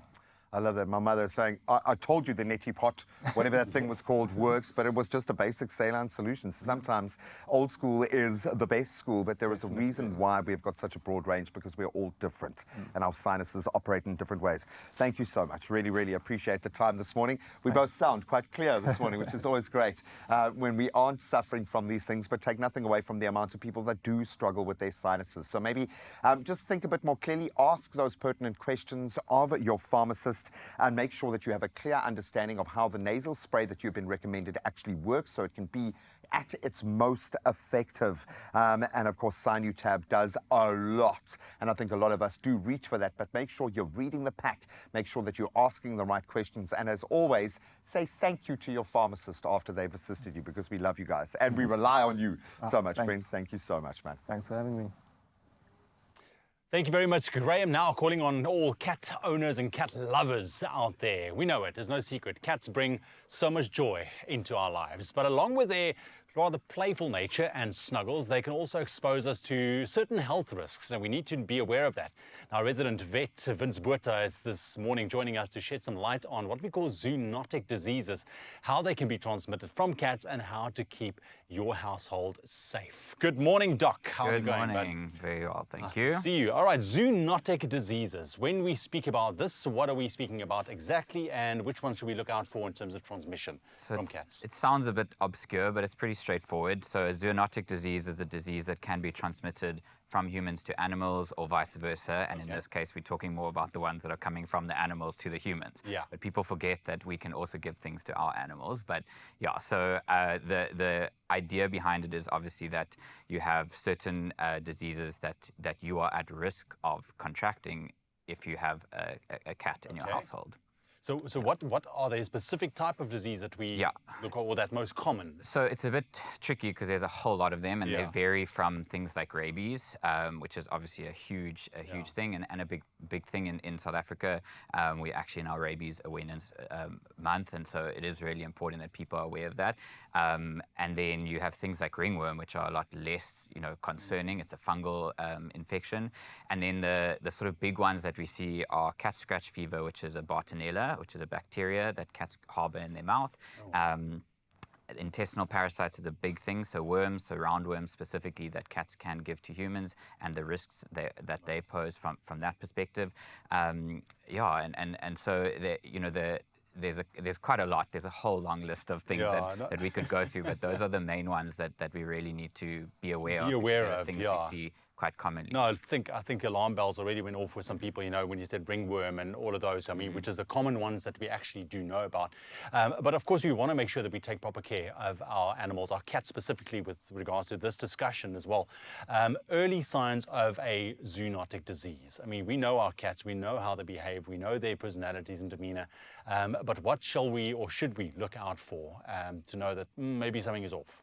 So again, very much dependent on which particular one we're talking about. So obviously from a rabies perspective, you're looking for these abnormal neurological symptoms, so struggling to walk, hypersalivating and odd things like that. When we're talking about intestinal parasites, for instance, you're looking for things like diarrhea, especially with younger animals, and then also with your older animals then that are slightly higher risk of then starting to shed, and in that instance they're going to start getting diarrhea. Excessive vomiting.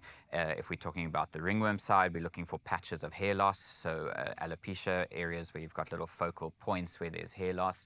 And those are the sort of main symptoms. When we're talking about ticks and fleas, for instance, those things we have spoken about in the past, but it's mainly itching and scratching, so excessive grooming sometimes in certain areas because the cats are irritated. Yeah, you see, it's just worthwhile to take note. Like I said, we all know our animals and they have their behaviors, but anything out of the norm, I think start questioning, start looking a little bit closer as well. But obviously, prevention is better than cure. We want to make sure that we do not have these zoonotic issues within our own households.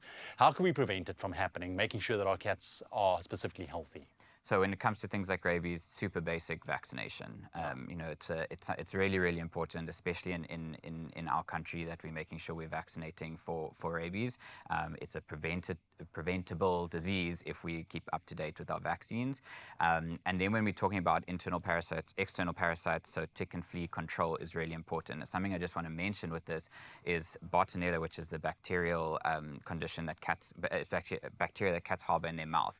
And it's spread through fleas because they groom excessively and consume fleas. So if you're controlling fleas, that's one of your best ways to actually control that. So, and it's something we do see quite a lot, the cat scratch fever, which is basically when you get bitten or scratched by a cat, it then gets horribly infected with this particular pathogen. So tick and flea control is really, really important, and again, sticking to the protocol that your particular product is using. But another really important component of this is using broad spectrum treatment. So you don't want to be using something that's only going to treat for one intestinal parasite, and if it doesn't cover for roundworms, for instance, and your cat is carrying something like Toxoplasma, and the treatment you're using is not covering for that, you're not preventing yourself or protecting yourself against that zoonotic condition. So you want a nice broad spectrum product that's going to actually... You know, we are focusing on the NexGuard combo.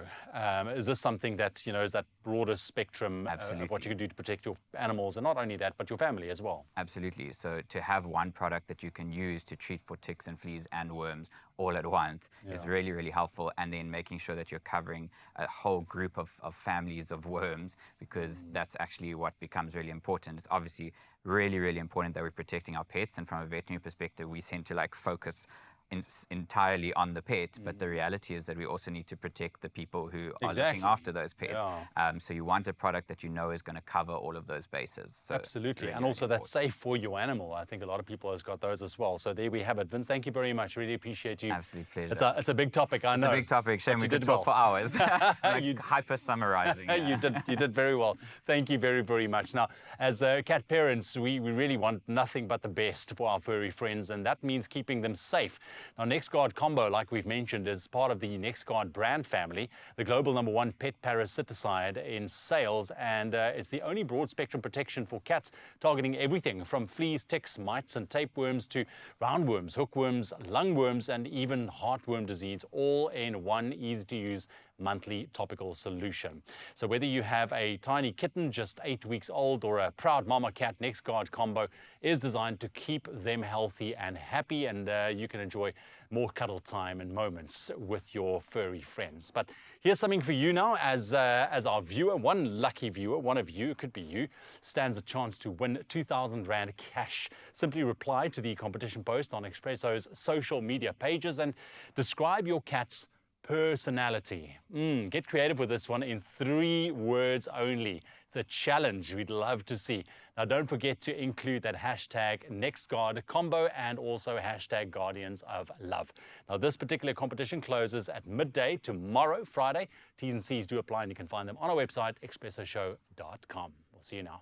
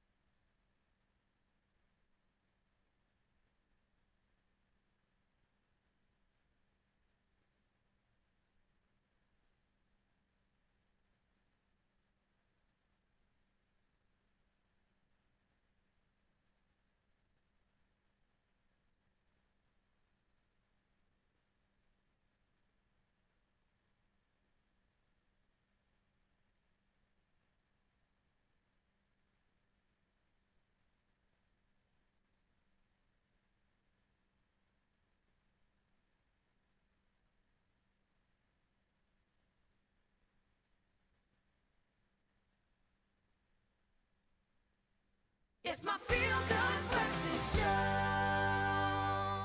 Oh man, it's been the most beautiful morning together at Expresso Family. Always love it. We always love it rather when you hang out with us. And this morning we get to end off the show with a bang. I'm talking about a queen. She is an Afrikaans singer who has taken all kinds of different ways to show what it is that she does when we come to music, and her just really allowing the world to experience it. Everybody please, let's welcome Lisa now. Thank you.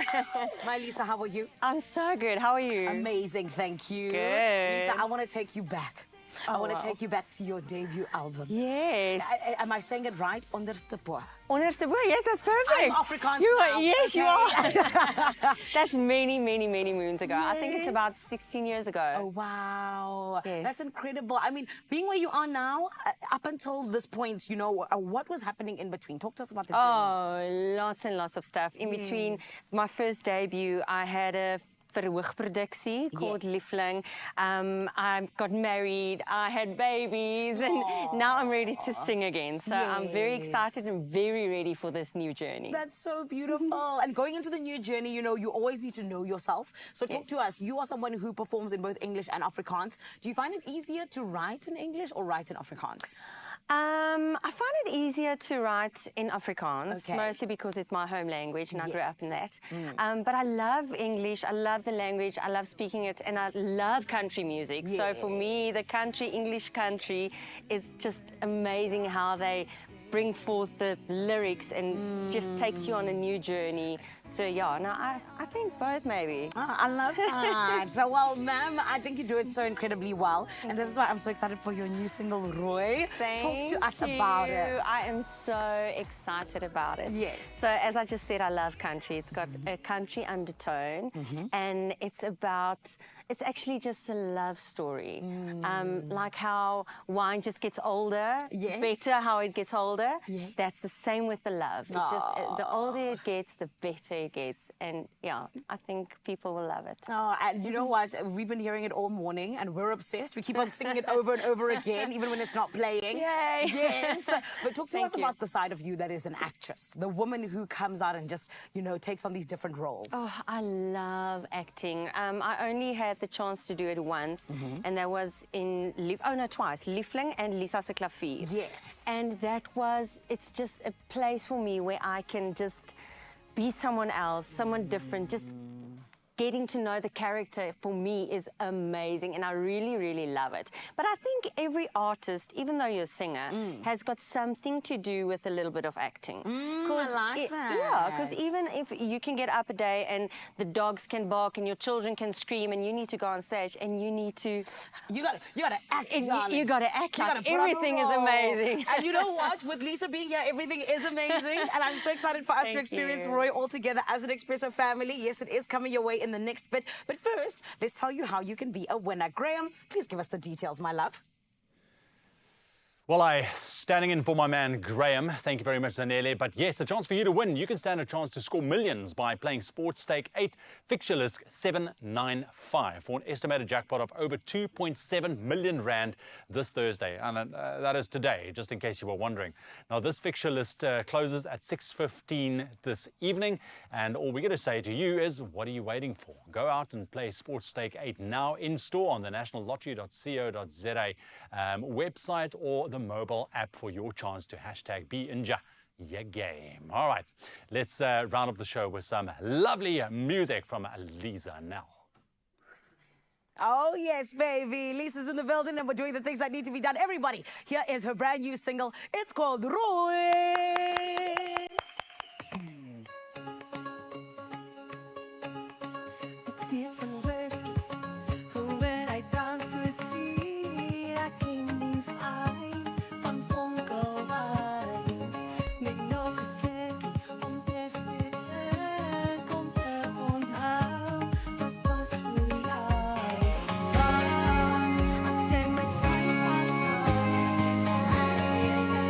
Van jou bij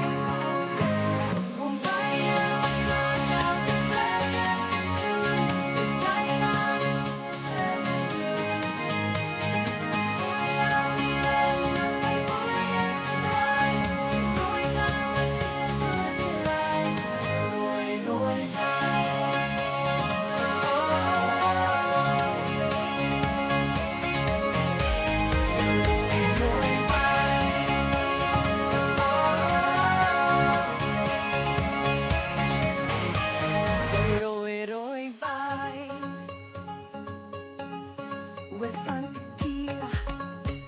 Resign, maar jy is my begin. Die meisjes min. Ek was verlief, 'n ewigheid van elke keer. Soek ek jou nie. Sing my stem maar van. Want jou wang maak sing. Kom bly in my glas, elke sluk is 'n soen. Jy gaan dit wees in my doen. Voor jou alleen, as my woorde verdwyn. Rooi kan my steeds oor die lyn. Rooi, rooi wyn.